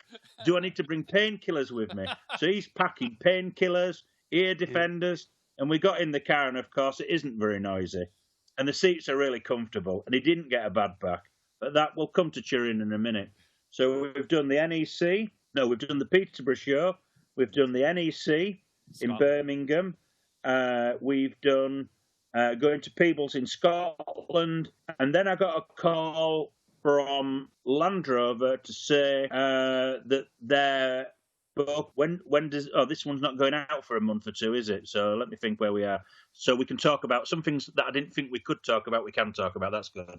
So Land Rover contacted me and said, we're doing a 70th anniversary book, and that is in their One Life magazine. And can we meet you? Can you bring Tim? Can you bring the car? And can you come to Esna Castle? And we're getting these people together, and we're going to do a story on off-road vehicles coming back to the UK. So this is very good. So Tim's up for it. Tim says, yeah, I'll drive up. So I said, wow, Tim, are you sure you don't want me to come and get you? No, I'll drive up. So it's all organised. Tim makes contact with me to say that what he's going to do is he was going to stop halfway and stay with some relatives who live in Oxford. And then he would he'd do the drive from Oxford the next day up to Esna Castle. And what happened next was Tim called me to say that the village that he was staying in had been snowed in. and he couldn't get out of the village. And maybe he was going to have to call this thing off because you couldn't get it out of this village in Oxfordshire. He was snowed in. So I looked at the clock, and I was just getting ready to set off, and I said, "Don't worry about it, Tim. This is absolutely fine. I'll come and pick you up. Bearing in mind this is hundreds of miles detour." So I jumped in the car, like you do, not on a trailer, in the car, and I drove straight down.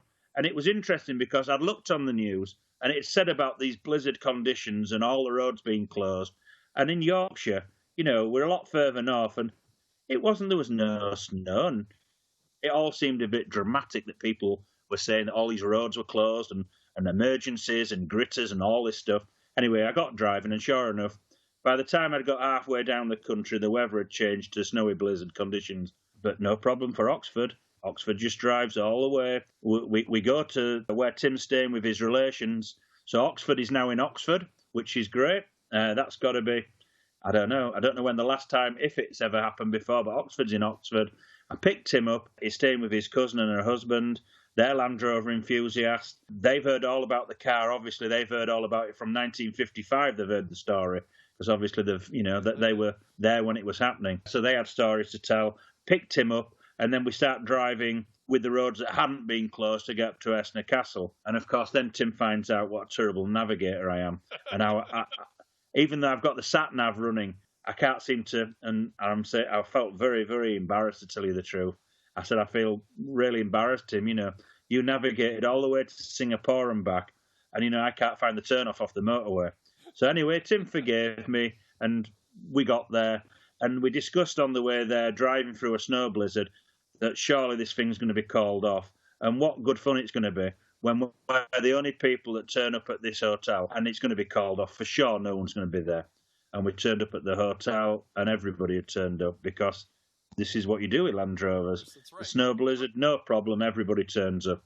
So we turn up, we have a lovely evening meal and meet all these other expedition people and hear their stories. And then they say that in the morning I'll get this lovely English breakfast, this cooked breakfast and blah, blah, blah. And then they'd say, actually, filming starts at 7 a.m. in the morning. I said, it'll be dark. So they said, no, we need to set you up, set the vehicles up, and then we just bring Mr. Slessor in. So now it's not Tim, it's Mr. Slessor. We set the vehicles up, and then we bring Mr. Slessor in for the shots.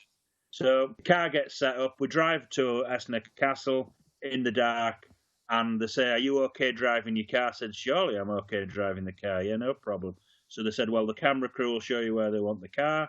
And they said, down the bottom of that hill. And this thing has got 12 inches of brand new virgin snow that's just been laid. And it was the first time it had snowed like that since 2012. You couldn't make up that they'd got a photo, stills and video set up to do this photo shoot, and it had snowed. It was beautiful. The light was perfect, and you could see these people had realised they'd cracked it. All the people had turned up, all the cars had turned up, and they'd got a foot of brand new snow. So Oxford was placed exactly where they wanted it, and daybreak happened, and Tim was brought in, and it was interesting because I've never seen something like this get set up. They'd got somebody a similar height to him, and they'd been using this chap to stand in the snow to work out where they were going to position things and get the microphones. And we played basically all day in the snow. Land Rover organised this thing. It was their thing. I felt a bit cheeky sort of taking any pictures, but we got a few pictures. But afterwards, I had quite a lot of photos donated. So, and other people took photos, but I felt it's a bit cheeky that they've laid all this on for me to start videoing it and doing things. So I was sort of respectful. They didn't ask people not to do, but I thought it was bad order to start ripping off their photo shoot. So it was good. It worked well. They interviewed Tim. Tim gets to drive the car. The car's getting chased by a overhead drone camera, and it's like absolutely great. They've got other expedition vehicles there. They've got the 50-50 Challenge boys there. They've got their cars there. They've got Camel Trophy. They've got some of the Camel Trophy men are there, and all these fantastic expedition people with the vehicles. The sad thing was that most of the people that were there didn't actually own the vehicles. And I know that this is how things are, but it did at the end when it ended and the cars were going back on transporters to go back to museums. and some were going to the British Heritage Motor Museum, and some were getting transported back to Dunsfold collection, which we know is the correct thing for the vast majority of vehicles. And if it hadn't have been for such as Dunsfold, that a massive amount of cars would have been lost forever if it hadn't have been for Phil and his father saving things. So, that worked for the vast majority of things, but Oxford is a bit different. But it did seem sad when people were sort of saying goodbye to the babies to go back into a museum. And Tim and I, of course, was driving the car home. But, this is Oxford, and it's different. It goes on, the legend rolls on. So that was Esner Castle. From Esner Castle, I'm trying to think what else we've done that was interesting. Well, the next big one was that I've made friends with people all over the world via Facebook in the Land Rover community. I have got a bit of a rule about sort of adding people and looking at people's profile. And I basically work on if they've got any guns, I'm not really interested. If they've got any flags, I'm not really interested. If they've got a picture of the profile picture is them with a Land Rover or a Land Rover, I'm interested. And if the background picture is of a Land Rover, I'm really interested. Or 7 in a row. The only time I sort of diversify from that a little bit is if they've got a picture of a big camera lens, and then I realise they're taking pictures of Land Rovers and they're interested in Land Rovers, and I've diversified slightly onto some Japanese vehicles when the people that are doing expedition kind of things, I've diversified into adding people like that. And also people with big expedition trucks that are doing it big time, where they've got top quality expedition trucks. But people who've got guns and flags, and I'm just not interested. I'm interested in Land Rovers, expedition, 4-wheel drive or 6-wheel drive. So I've met people all over the world, and it's become very apparent that there's some very hardcore collectors and hardcore enthusiasts in France and in Italy and in Portugal and all sorts of places that are not too far away from the UK. So I've met one guy, Paolo. He lives in Turin. We've got friendly on Facebook. I speak almost zero Italian, except for a few words that we all probably know, and he speaks a little English. So when I'd agreed to go over and see him, I'd said to I'd broken the news that I had the car, and he was sort of, you're going to bring it sometime. And initially I was going to take it over, and then Christmas happened, and I got real bad cold, and it didn't happen. And I sent him a message saying I'm coming over. So he said, well, we've got this car show in Turin. Could you bring it for the car show? And I said, I'm booking the ferry now. I'm there. And he expected me rolling up with a Land Rover and trailer, 110 trailer, towing the thing. And so when I set off, I gave him, the car's got a GPS on the car, so you can monitor where the car is. And the idea behind that is, if I was to break down, and let's say somebody would know where you are, potentially, they could come and rescue you. It makes things like that easier. So he could see me on real time, and he was watching this 1955 86-inch Land Rover. He was watching it get off the ferry in Zeebrugge in Belgium, and he was watching this car drive through Belgium into France, down France, and not stopping, because we didn't stop. We stopped for petrol and we stopped for convenient breaks. We didn't stop. We just kept driving. We knew that day one we had to have maximum mileage on day one, and then we could go a bit steadier on day two. Because if you take it steady on day one, and you've got flights booked and you miss flights in Turin, the flights back to the UK that we'd booked, they only fly on Saturdays and Sundays, so we had to nail this thing. So we nailed it good and hard on the first day, and I reckon we were averaging about 55 miles an hour, something around there. There wasn't very often we didn't drop beneath 50, and we saw quite a lot of 60 miles an hour, which for an old truck is good, I think. So we got vast mileage done across France. We got to the far side of Lyon, and I would have kept driving, but my friend, he wanted to stop and have a break. It was about 10:30 at night. And I also wanted to drive the last part of the journey, which is the interesting part, because the other bit's really, when you're on a toll road and it's a straight road through lovely flat countryside, it's just a toll road through flat. But the last stage of it you're driving through some interesting country, and I wanted to do that really in daylight. So we got up at 6:30, 6 o'clock in the morning. We had our continental breakfast, a croissant and a coffee. We jumped in the truck, started it up, first turn of the key, pitch black, put the sat-nav back on. And that's something else that had failed. That night, when we parked up, my phone had stopped working. That was a real head-scratching moment. My old iPhone had managed to navigate us all the way down to the far side of, I'm trying to think how far down we'd got, past Leon. And then it died on us. So we'd got in the car the next morning thinking, we're going to have to navigate this by, manually, the last bit. We had some maps, and we jumped in it, and then the phone started working again. It's just another one of these blessed vehicles. So we're driving along, and of course, when we get to Italy, these people were shocked because they thought we had it on a trailer. They'd been looking at the progress we'd made and the speeds we were doing, and they couldn't believe that we didn't have it on a trailer. And there was an escort waiting for us. Paolo and his friend was waiting for us, and they've got the two 110s waiting for us, and we were escorted in with a 110 in front and a 110 behind. And that's how it's done.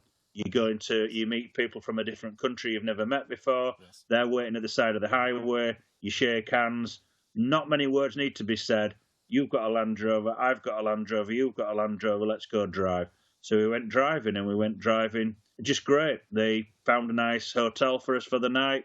They took us out we went out for a nice meal that night, somewhere where you and I would never find, where the locals go, just in the middle of nowhere. And these are hardcore, proper, beautiful, hardcore Land Rover enthusiasts, the kind of people we like. I handed the keys to Paolo, and I said, there's my baby. And he's in shock mode because now he's got this secure unit. I won't say where it is because he wouldn't thank me for it.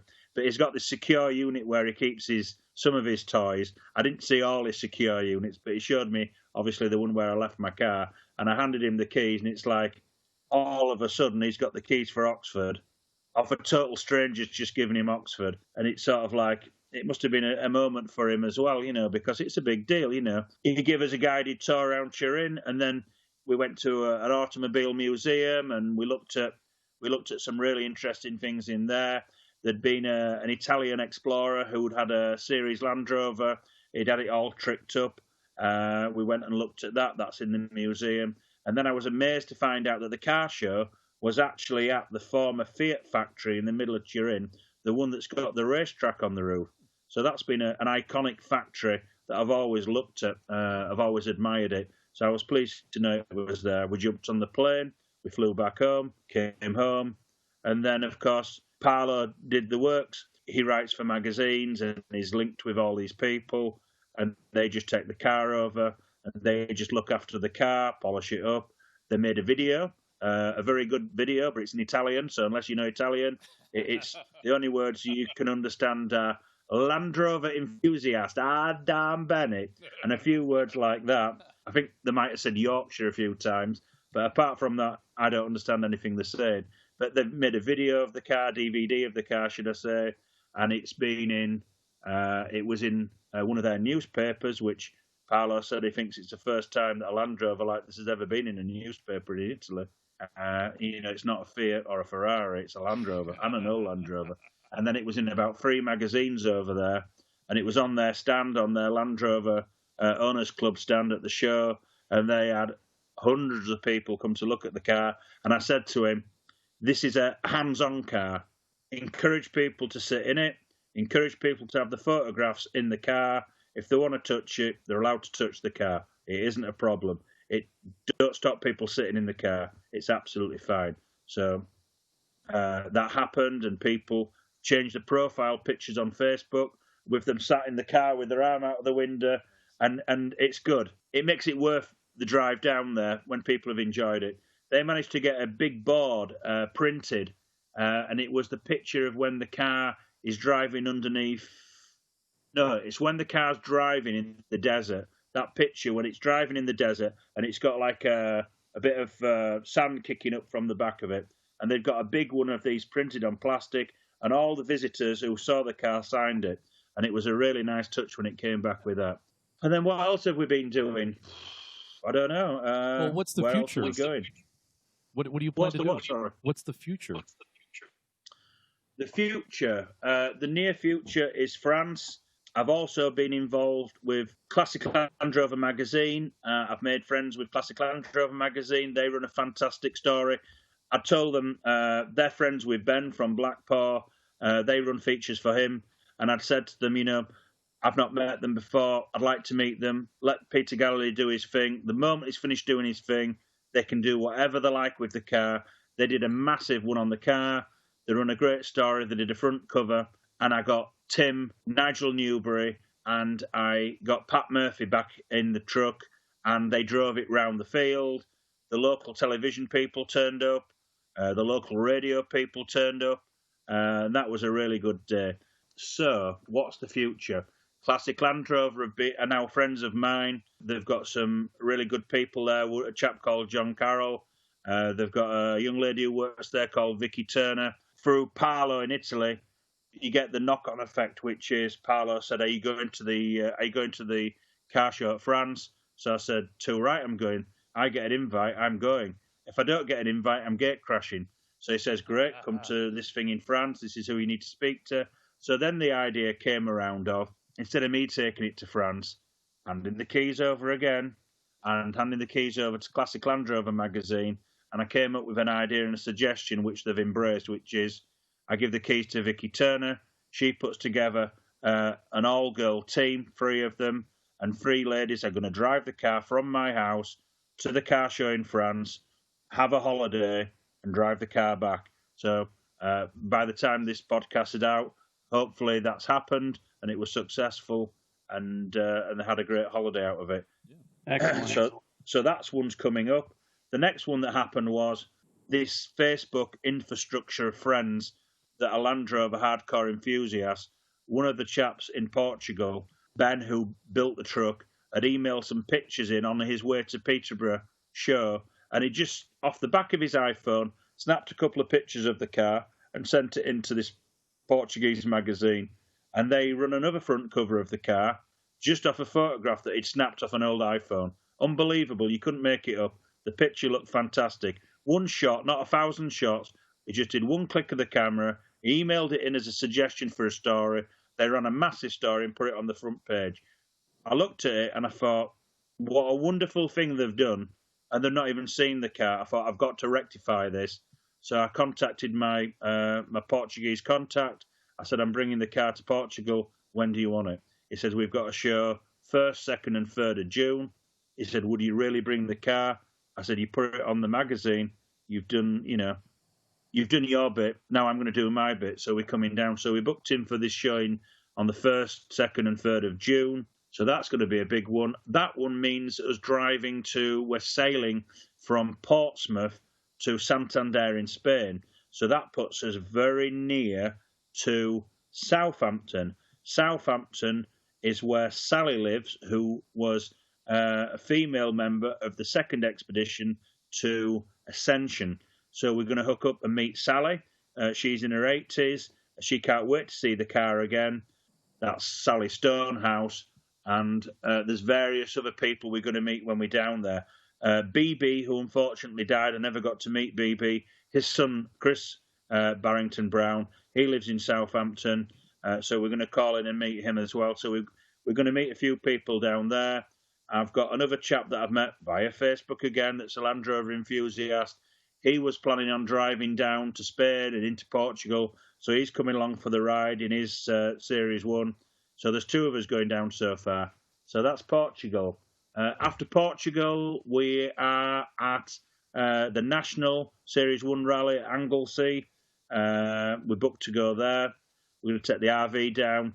Probably might think about borrowing a trailer, because if I'm taking the RV, I need to get Oxford down as well. So probably that might work if we trailer it on that occasion, or if I can get somebody to drive the RV or drive Oxford. But we'll have to sort those details out. I think that's a 3-dayer. We've got something coming up in Belgium. We've got something coming up in Holland. I'm trying to think where else we've got things coming up. So, what about North America? Yeah, what about North America? Well, people keep saying these silly things to me, and I wish they'd really stop doing it, because somebody somebody came out with this 7-continent challenge, and I'd never thought about it before. But the South Pole is you've got to go to the South. You've got to go to the South Pole. So the South Pole's on the list.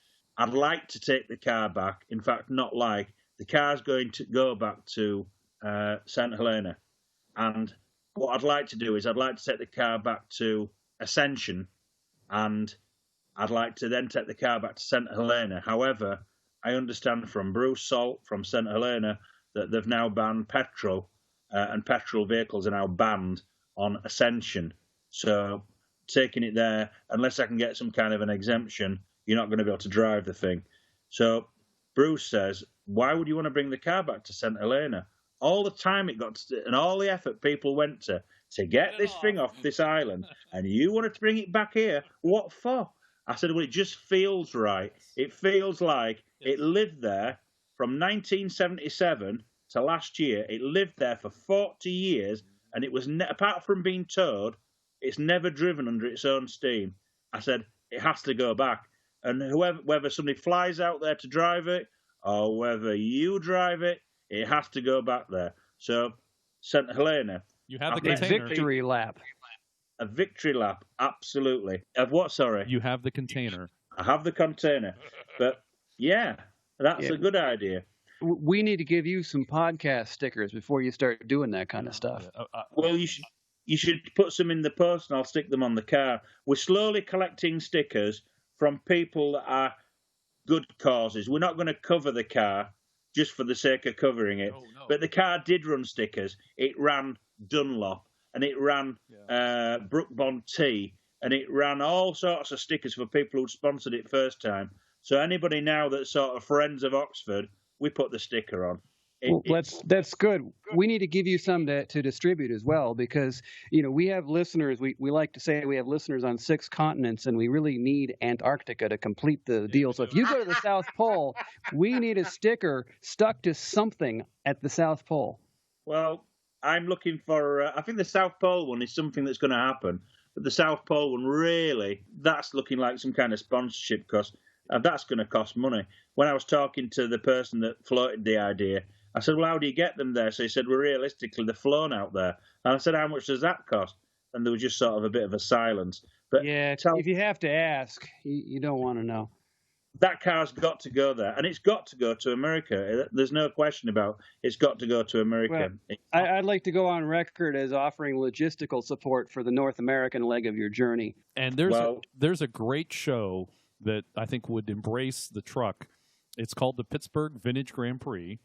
And they have, it's the only, all podcast listeners know about this because, we live near Pittsburgh and I talk about the show all the time. It's great. They do vintage vehicles are raced on actual municipal city streets. It's the only vintage race that goes on in the country this way. It takes place in July every year, and they have a car show, big one, European, British, German, everything. I know that's more than Europe. I realize I just said European only. To have that truck there, well, what you need to do is you need to speak to Tim Slesser, and you need to ask Tim next time he goes to the States, because he goes to the States. Yes, he's a regular visitor to the States. Yes, he's a lover of all things American, that's for certain. Yeah, and you need to get the two together. Oh, I absolutely. I'd love to see him in America, in Oxford. Well, I think it could happen. Yes. Excellent. And also, just to add to this, we can provide a support vehicle. I've been building this 110 for John for a couple of years now, and people are aware of that. But what you may not be aware of is that we've done a few custom things to it, and we've painted it a different color than what it originally came with, and we've been struggling to describe this color. And I am now going to say it is Oxford blue. Ooh. Yes. Yes. Yeah, Oxford, it is about that same color. It is. The big one, of course, is Tim wants to go back to Singapore. He wants to go to Singapore, and he wants to drive the car back from Singapore back to the UK. It's just something that he has to do. It's something. When I first met Tim, and we were talking about Oxford blue, I'm looking at a sticker of this Oxford blue. That's fantastic. When I first met Tim, I said, this is going to happen. I'm bringing this car back, because people had talked, and, he'd He'd stopped sort of believing people. He'd heard it so many times. I said, I'm bringing the car back, and then, we're going to go back to Singapore, so it has to happen. It has to go back. Look at that. That's very, very smart. How nearly finished is that? It's been driven. Wow, look at that. What motor's in that?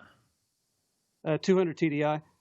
200 TDI, wow. Yeah, we've deviated a bit from original to make it more unique and more useful for John's needs. Yeah, that stands out. It's an 87 right-hand drive, imported. So would you agree that's Oxford Blue?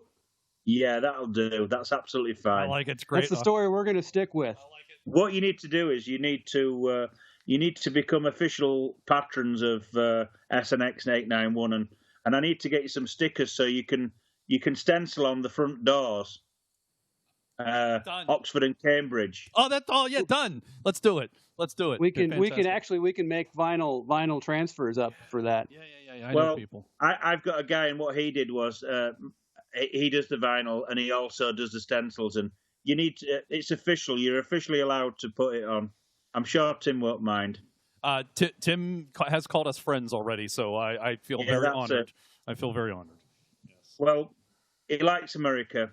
Yes. And he's wrote books. I don't know whether you've researched them or not. Yes, they have. And they're ordered. They're on their way. I should have the books tomorrow. Yeah. So he wants to go to take the truck back to Singapore. I think that's where we left off. Yeah, he wants to go back to Singapore. So I'm guessing the ideal thing would be to try and sort of hook up with somebody that wanted to do sort of once in a lifetime, or some people that wanted to do some once in a lifetime things, and sort of put some money into this, because obviously if you do it yourself and you just run high risk and go for it, like probably I would do, that's okay. However, if you are the most confident man, so if you've got an 87-year-old passenger, and then of course you speak to Tim, and then you speak to Nigel Newbury, and Nigel says, well, maybe I wouldn't mind coming, but my wife would have to come, and then it rolls on like that. So yes, it's a good story. It needs to happen. It does. And it's actually, there isn't Land Rover should step up and help out with this. This is the kind of thing they should do. Oh, think of the publicity they could have, doing this. Well, somebody needs to tell them. Well, we are right now. I know there are 2 listeners in the factory or close to the factory that listen to the show that I've confirmed. So maybe someone will hear that and they can step up and get involved. Not to mention, you've met the CEO. I have, but I don't speak much German, and I'm going to have to maybe learn German so I can sort of encourage him into the idea of. But maybe I need to meet Mr. Tata. Maybe the way to crack this is to meet Mr. There you Tata. Go. Yep. Now, if anybody out there has got his cell phone number, and they could send me it so I can send him a text and maybe give him a call, or introduce me to Mr. Tata, I'd be very, very grateful. Why don't you just drive it to India and show up? Well, knock on the door. I'm not quite Mr. sure. Tata here? Yeah, the problem with all these guys are that they don't hand out the real addresses. So when you rock up at where they live, or where their offices are, you find it's a front, and it isn't really where they are. That'd be a great story, though, wouldn't it? Well, go there and Mr. Tartar at the office that he's supposed to be at. It's a long way to go. By the time I've got there, I may as well just go straight to Singapore and just do the thing will happen. And this thing is building momentum. And the interesting thing is that I've had very little contact with North America. The only people or the only person that I've been in contact with so far with North America is Ike, who sorted me out the winch for the truck. I don't know if you know Ike. He's a good man, fantastic. Ike Goss. Yeah, Ike Goss. And all I can say is Ike's the only apart from yourselves now, Ike's the only American that's sort of been involved at all, really, with this project. I think that's going to change. I hope so, because obviously there's a lot of enthusiasts there, and we need to sort of. It's been a very Asian/European kind of. It needs to alter. The seven continent challenge is the way forward. It's got to happen, and in what order it happens, and how we get momentum for these things. I'm not sure about everything. All I know is some things are going to happen, some things are fate, and America's going to happen. You need to talk to the Bells. I don't know them. Have you got the number? Go ahead, Harold. You explain who the Bells are. The Bells are a South African family that left South Africa 5 years ago and in 130 and have never gone back. They're living the dream in their 130, plying the continent. And they spent a couple of years here in the States, and they loved it. And now they're in Turkey, of all places. They're headed east. There's a family of 4. They've written 2 books. I'll give you the information. You can look them up. But it's A to A. At least you can check their website out and check on who they are. But they're traveling. Yeah. Frequent guests on our podcast. If you look through the back issues, you can hear their story. Yeah, definitely will do. Yeah. And then there's other things going, because obviously there's never one track going. There's always multi-tracks going. So the second track that's running at the same time is Cambridge. You know, the first time I met Pat Murphy, we have this conversation, and he said, well, obviously I found Tim's car. You know, have you had any luck finding my car? Yeah, where's mine, dude? So I said, well, I am looking. I mean, I'm not looking. I am looking. So I've made contact with Land Rover enthusiasts in Iran. It's just difficult. Iran's a big country, and where the crash was and where the car was left, it's difficult. It's really difficult. Is it remote in a rural area, I assume? Well, by the time in the near future, when Graham Alders's DVD comes out, I keep plugging Graham Alders's new DVD. It's okay. After as you should. After Overland, I hooked up with the chap that crashed Cambridge, and I did this via email. I maybe had a phone call with him, and I emailed him, and I guess I sent him an email, and the email said something like, I'm sure you must be inundated by people pestering you for information about your crash. And but I wonder if I could. And he emailed me back, and he just said, well, no one's ever asked before, really. It was a long time ago. So I said, well, I'm interested. And what happened? So he told me the story. He gave me the information. And then I said, well, hopefully, when I find it, I'll give you a shout. So then I got busy with Oxford, because Oxford had come online. This was happening. This was putting back together. The day the car was sort of reassembled and back as a car, I said to Ben at Blackpaw, get me some photographs of the car, because I need to send them to the licensing people to get the title back. So with this set of photographs, as I've said, I've sort of given the thing to Peter Galloway, so I wasn't floating photographs about, and I didn't have a lot of photographs.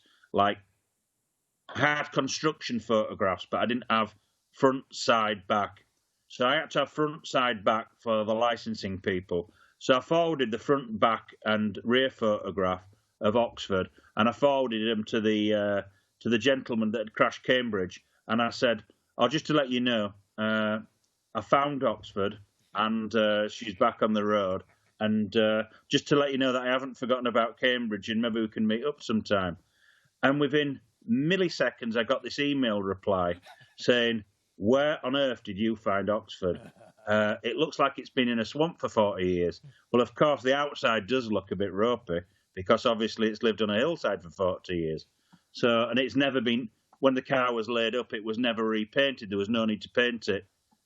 So, it's lived without, there you go, there's the story. So since that, we've been to meet up with him, and we have had a meeting. We thought that it would be quite good to go back to the Grenadier pub. So we went back to the Grenadier pub, and we had a meeting down there. Tim, Nigel, and Pat attended, put the car back outside the pub. The street now it's not quite a pedestrian street, but it's a closed street. You're not supposed to drive down there, but hey-ho, we just drove down and parked outside the pub, just where it had been parked all those years before when they set off in 1955. We had lunch there. We had a nice time there. And then the chap that had crashed the car, I invited him down because he lives around the corner, like people do, just lives around the corner in the middle of London. London's only 100 miles across. He turned up. It turns out that he is best friends with Nigel Newberry. Now, you couldn't make up that these two guys are best friends from university. They both went to uni together. And they start talking about Nigel said, the crash you were in. And Nigel Newbury hadn't realised that when his friend had been smashed up in a Land Rover crash, that he'd smashed Cambridge. Wow. He knew he'd nearly lost his life and nearly lost his leg, and he'd had this horrendous crash, but he'd never told him that he'd totaled his old car. He'd kept it quiet for all these years. So then this story came out. How do you do that?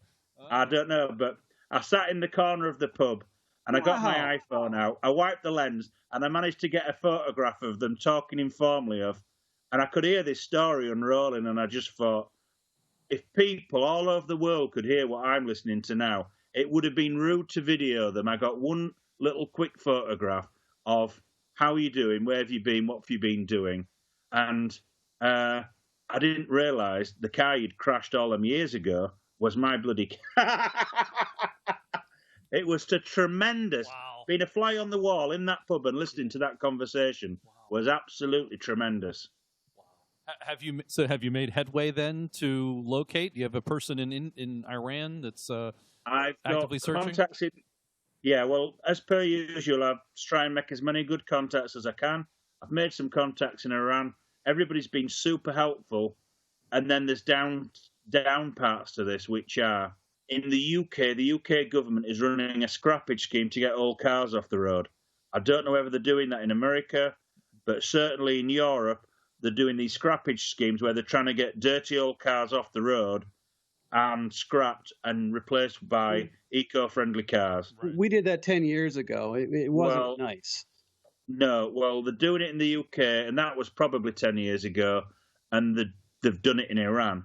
And my contact in Iran says that they have been 95% successful in destroying every single vintage car has been wiped off the face of Iran. Wow. And they've all been sent to a scrappage scheme, which basically they are put down as a deposit on buying a new car, and 95% of the heritage is gone. Now, I've got a feeling that doesn't include Cambridge. I've got a feeling in my bones that she still sat there and it rolled down this ravine, and we're not quite sure how far it rolled down. We're not quite sure how smashed up it was. All we know for certain is he was driving along. It was dark at night. He was probably tired. He was driving at night because it was too hot to drive during the day, so everyone drove at night. He misjudged a corner, and the wheel went off the edge of the road, and the car rolled over a ravine. As it rolled down the ravine, the roof flexed, the doors burst open, he was ejected from the car, and his leg was badly smashed. Very badly smashed.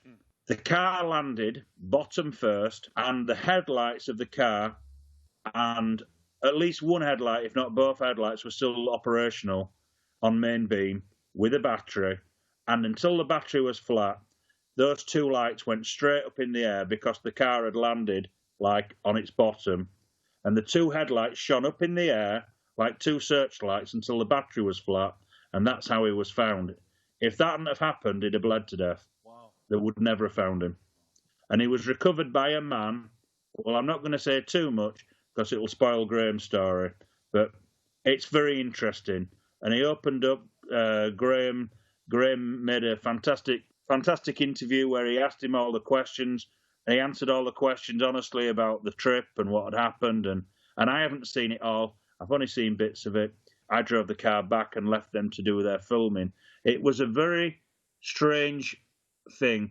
I drove from the Grenadier pub with the car, and as I drove out of the street, having offered people lifts, Nigel Newbury was walking down the road carrying a bag, going to pick his car up. And I'm driving past Nigel Newbury, Oxford's mechanic, and he's walking and I'm driving his car. That felt quite odd.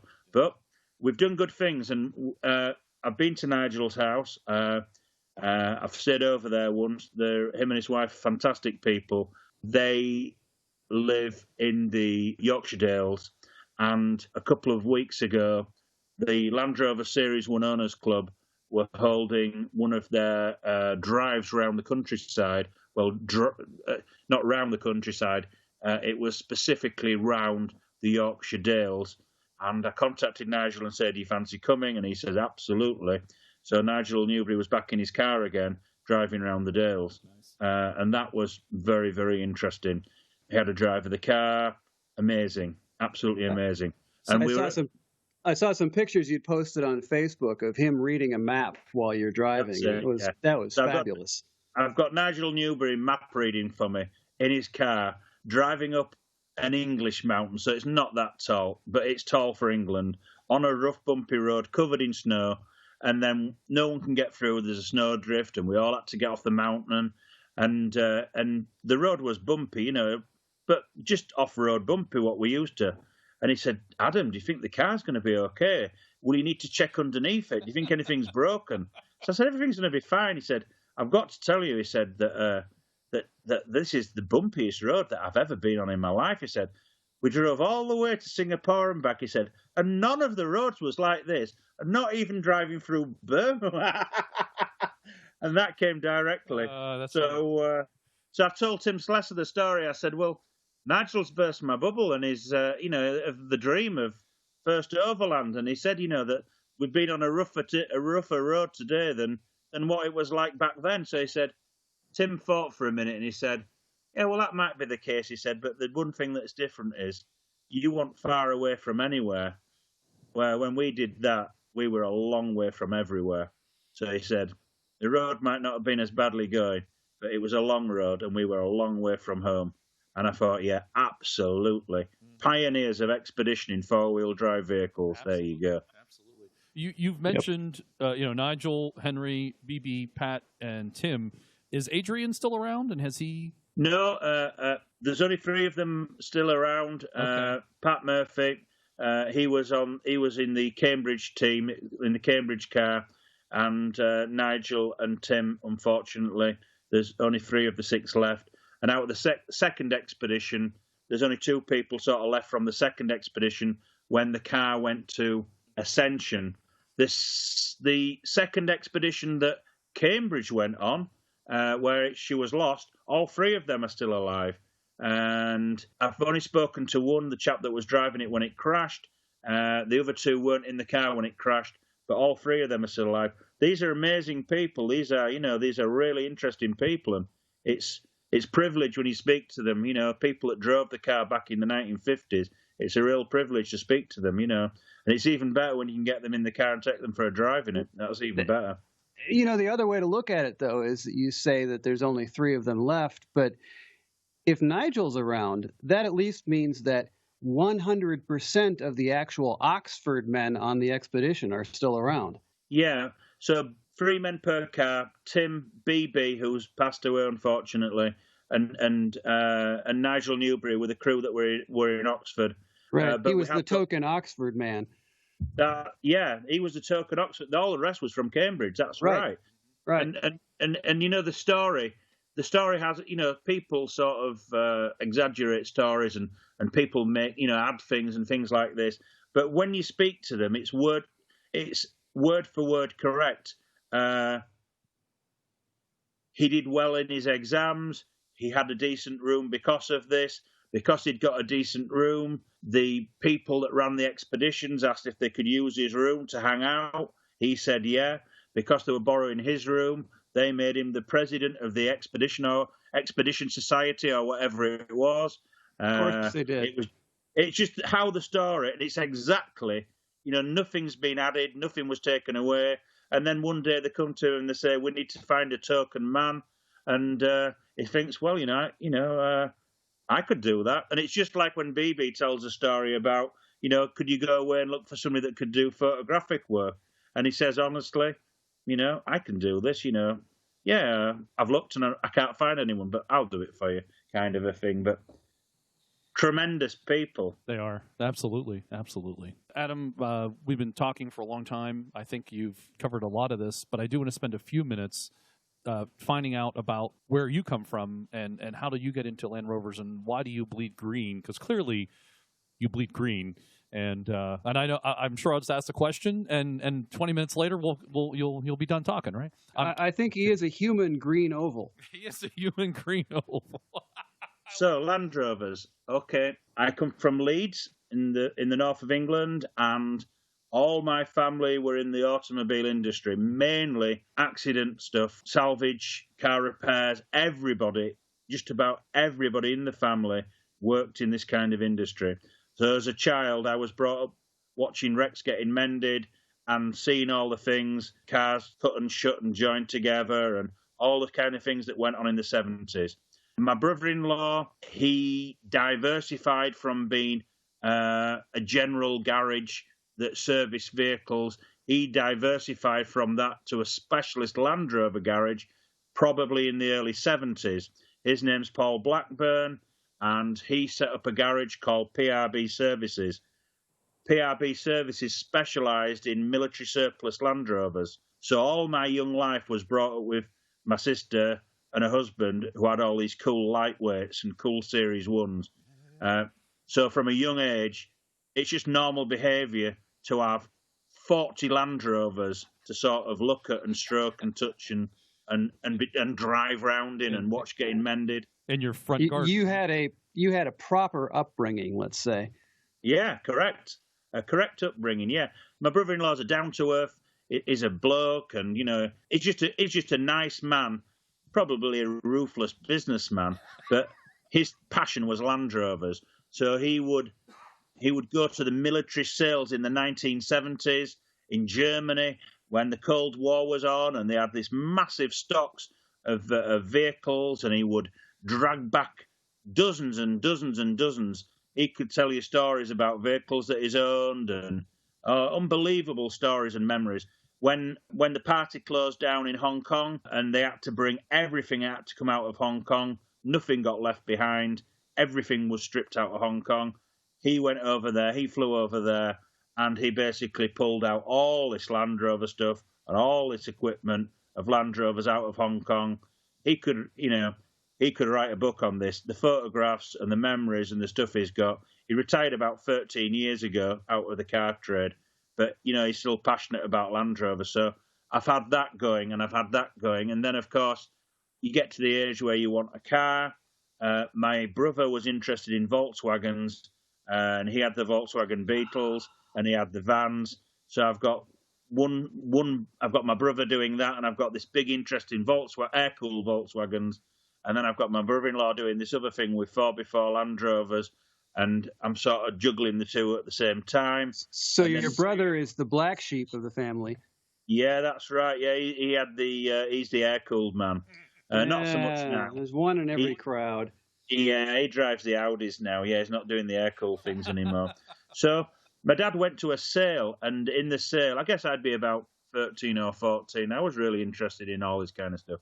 And in the sale, there was a Series 2. My dad bought the Series 2 for me, and that was my first Land Rover. I'm guessing that'd be about 1980, something like 1980, maybe 79, 80. Have you driven anything but a Land Rover? Yeah, I've got quite a few cars. Yeah, I figured. I've always sort of had a Rolls, so I'm on Rolls number 4 at the moment. Wow, he says that so casually. Yeah, but these were totals that I've repaired. These were, not from the showroom. These were, because I like the challenge. I like the challenge of bringing something back. Really? Yeah, well, there we go. So this is just sort of. That's your life. All that happens is, what do they say about boys? Difference between men and boys. The toys get more expensive and the challenges get greater, I suppose, as well. Well, you know what they say. The guy who dies with the most toys wins. Mm-hmm. Is that right? Yep. Fantastic. Right, I'm not selling anything then. Don't.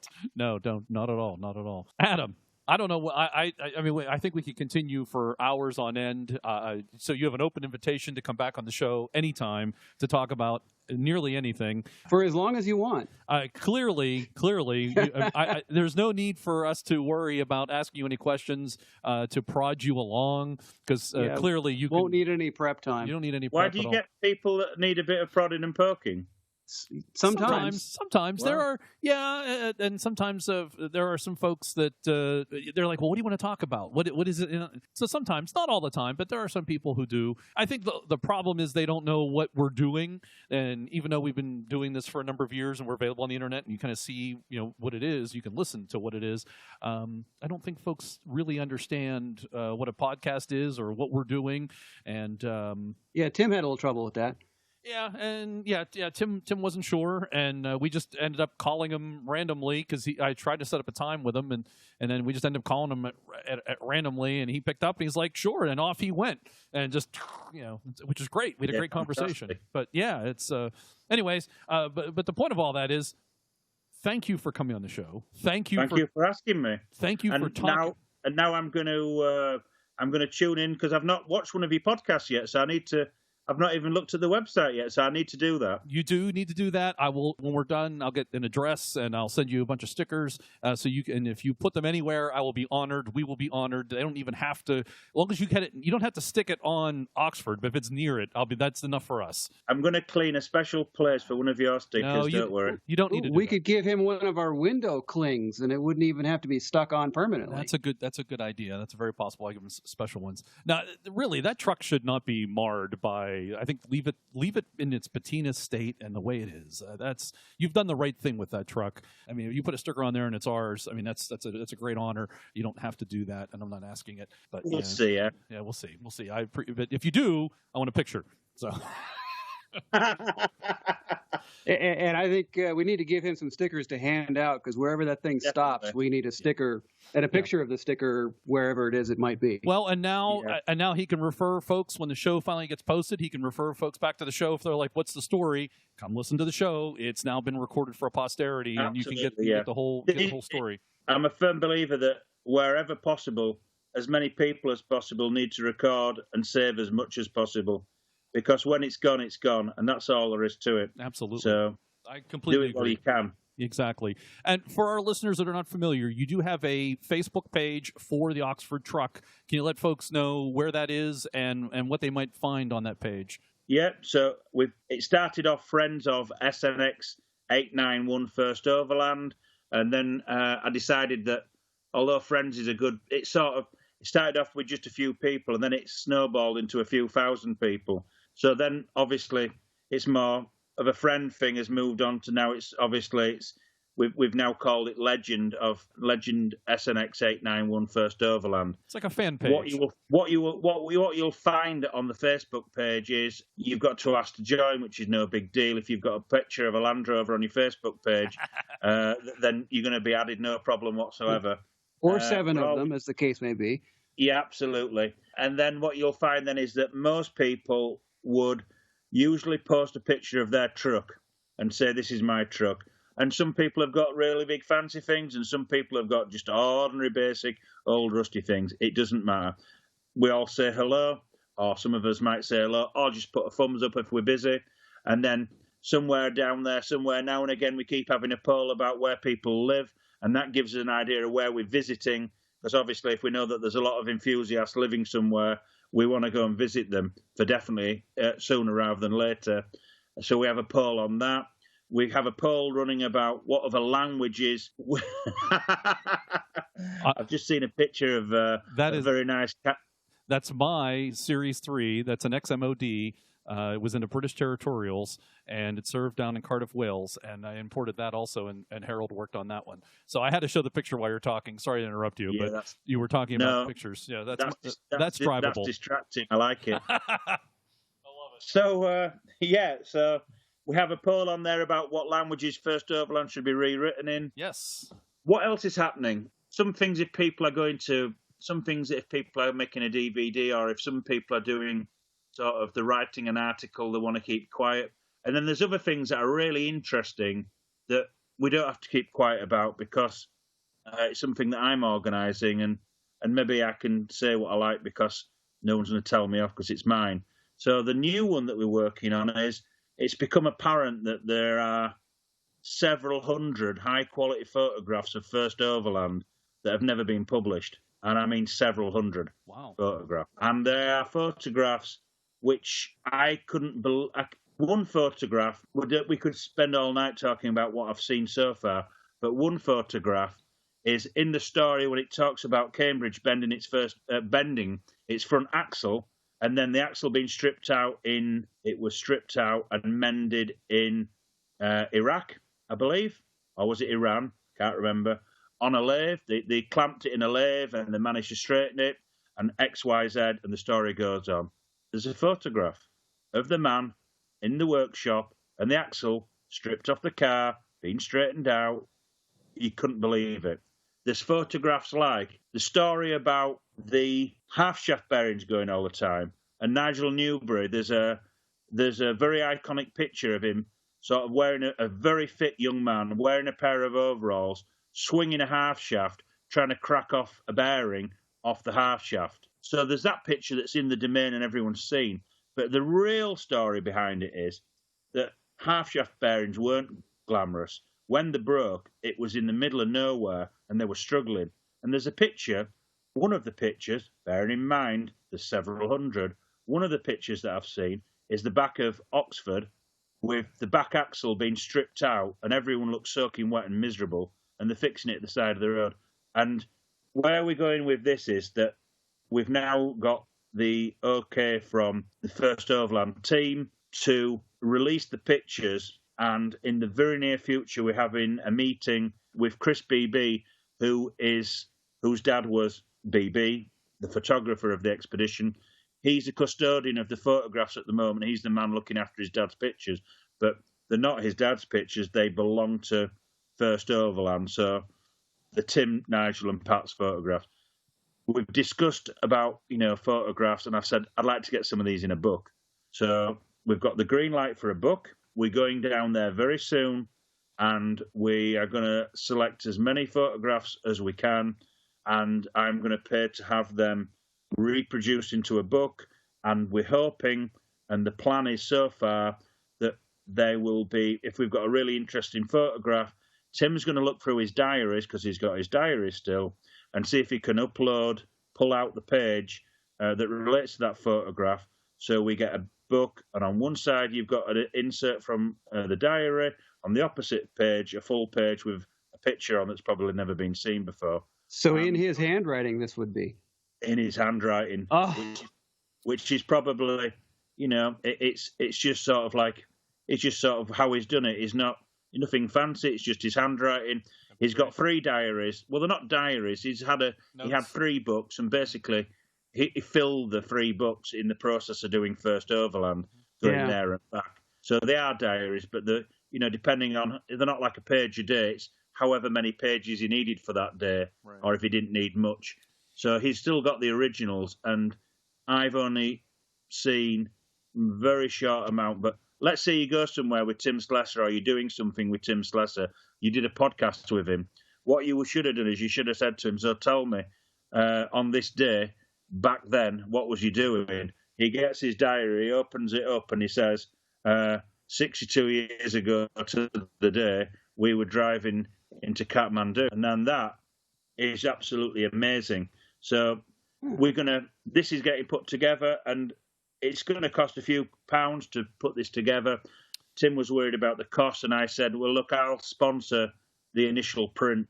You should look at, seriously, we can even talk about this later offline, but you should look at, that's a great Kickstarter, Patreon activity, and that way you put a minimal amount in, and Land Rover people, and we'll help push it, and Land Rover people around the world will fund that, because they'll want the book. And again, talk to the Bells. They've done this twice now. That's true. Yeah, that's true. The Bells have done they're doing Patreon right now, and they've done Kickstarter, and they've funded their books and more. So funded their books and the rebuild of their 130. Yeah, we need to meet them. Yes, I'll get you. We'll put you in contact. So that's something to look forward to, and I guess that's something that you'll keep people aware of, on the Facebook page Absolutely. Too. Absolutely. Yeah. Good. Anyway, and it sounds like we need to call Tim back and quiz him on dates now. Give him a call back and just say, "Can you read something from your diary for me, please?" And he'll pull the diary out and he'll read from the diary. He'll read you a story. Ah, that is so cool. Ask him. He'll do it. I bet he will.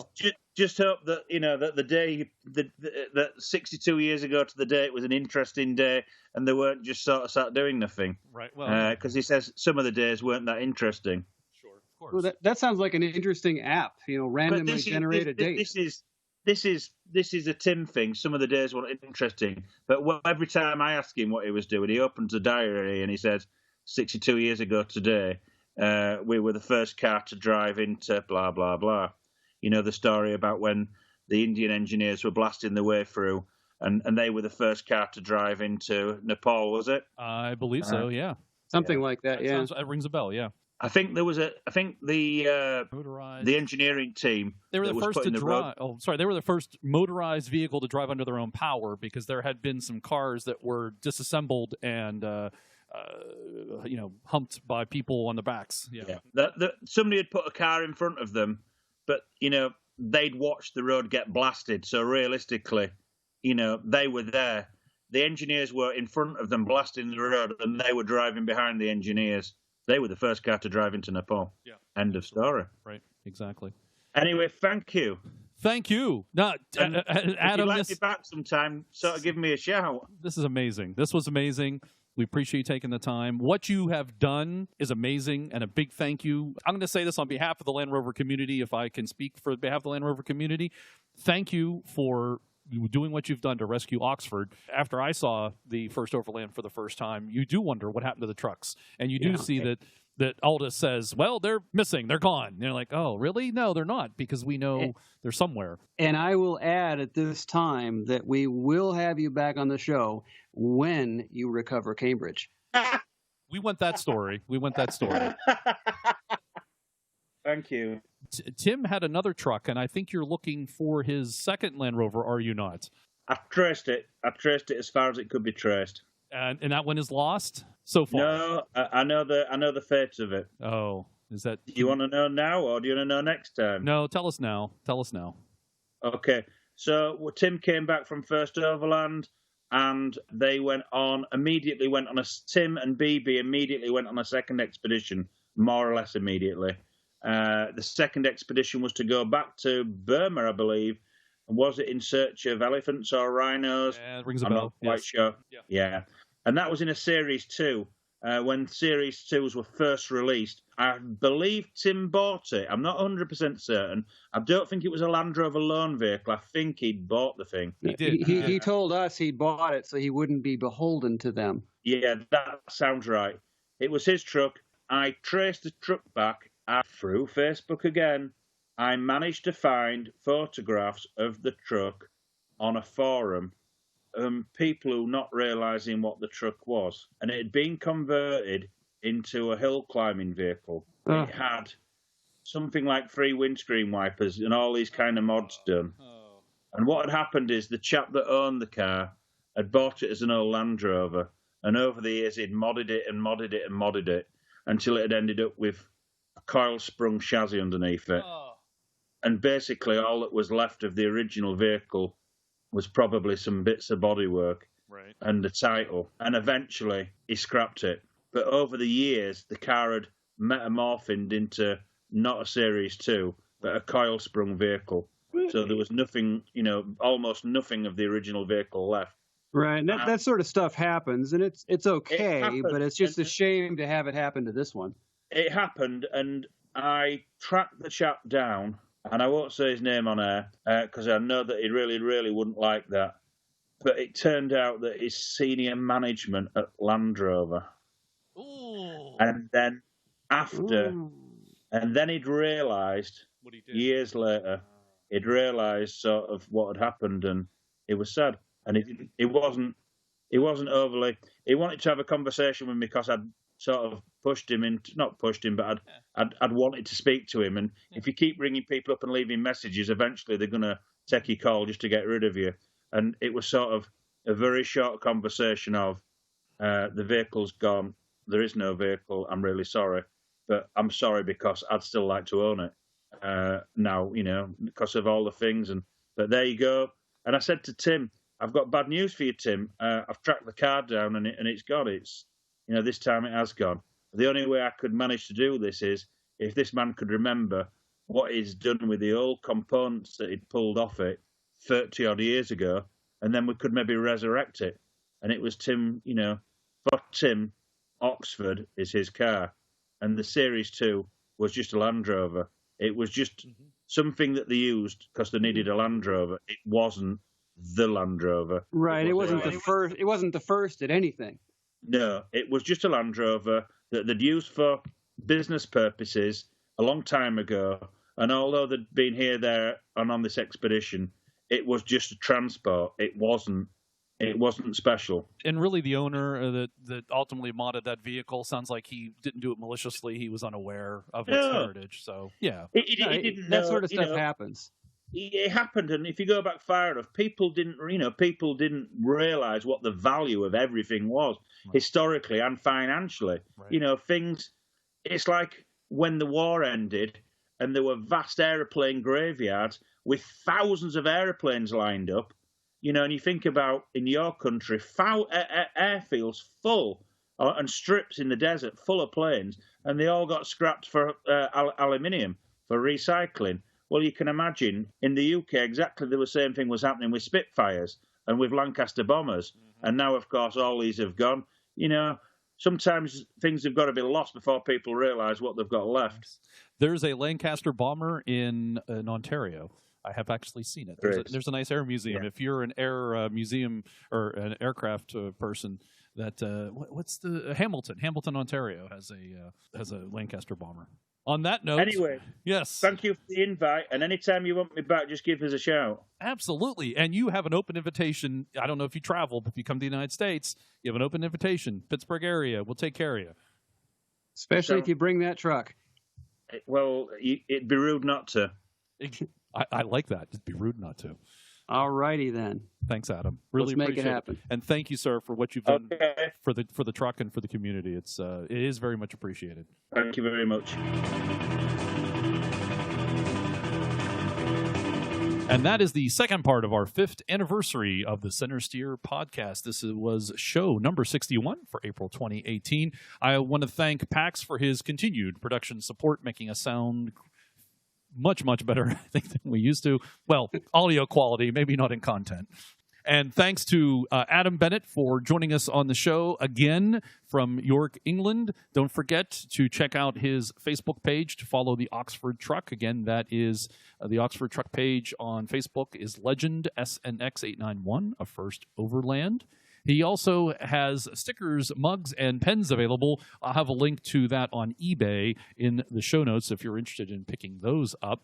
Now, I sent him a bunch of stickers to Adam, and we were very honored to have the podcast sticker placed on the Oxford Truck itself. I don't know what else to say except we were honored. That was like amazing. We're not worthy. It's just, it's a tremendous honor to have our sticker on that truck. Yeah, it really is. I never expected that to happen. Neither did I. I was like, whoa. We also talked with Tim Slessor last month, and just to remind you about him, he is Land Rover royalty. He's the reason, in many ways, that everything you've heard in the last several years is here, just because of the things that he and the other members of the first Overland did. He does have 2 books out. Out West travels through the American West, past and present. And First Overland, both of those are available in print and as audiobooks. You can get them on Kindle through Amazon. So listen to Mr. Slessor. Are those audiobooks in his voice? I didn't listen, so I probably should not have said listen to Mr. Slessor. That would be phenomenal if they were. But. Yeah, the First Overland book is narrated by him. And just for those people looking for it, I believe it's actually listed as an album with him being the spoken word artist. Oh, nice. Because it's not a standard audiobook. So it's more like on a music download type thing. Yeah, so if you're looking for it, I think on most sites, I know this is the case in the iTunes music store, that it shows up as an album, not as an audiobook. Interesting. Well, it'd be worth adding to the collection one way or another, because Tim's voice is phenomenal to listen to, and the story, of course, needs no introduction. That could be your first Audible book. Audible's not a podcast sponsor of ours because we have no sponsors. But there you go. You can get a free Audible book download, and that could be maybe your first one. Oh, there you go. I got to say, I like the Out West book. I've started reading that, and it's the amount of detail he goes into, and I like how he weaves the historical events with his own experiences traveling around the West and alternates back and forth. It's a nice way to read it. But it's almost embarrassing how much I'm learning about my own history from a foreigner. But it's a phenomenal book. It's usually the Very best way. nice. Thanks to Harold and to Morgan for coming on the show and contributing and helping out, joining in. Thanks, guys. Yeah, well, $10 is $10, right? You're paying me, right? No. Okay. I'm out of pocket one way or another, but it ain't going to you. I don't know where you're getting this $10 from, but it's not for me. That's what I'm declaring as expenses. Same, at minimum. But thanks for having me. As always, don't forget to visit seriesparts.com for all your series parts needs. And visit our website, Centresteer.com, to listen to previous shows and for show notes, which have links to stories discussed in today's show.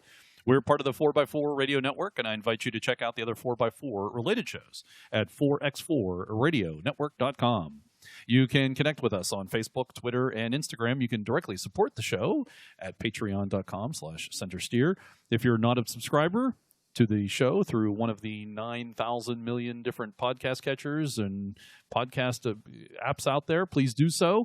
And if you're not a listener to the Green Oval podcast, please do so. Make sure you subscribe to Simon Jenner's show. Show number 4 is now available. It's a good one. You should take a listen to it. Coming up, he'll talk about his adventures in Africa. Thank you for listening to show number 61, part 2 of our 5th anniversary. I hope you enjoyed it as much as we did. We'd love to hear from you and what you're up to in your Land Rover. Until next time, I ask you to share the show with one other Land Rover enthusiast somewhere on the planet. Wave as we pass by.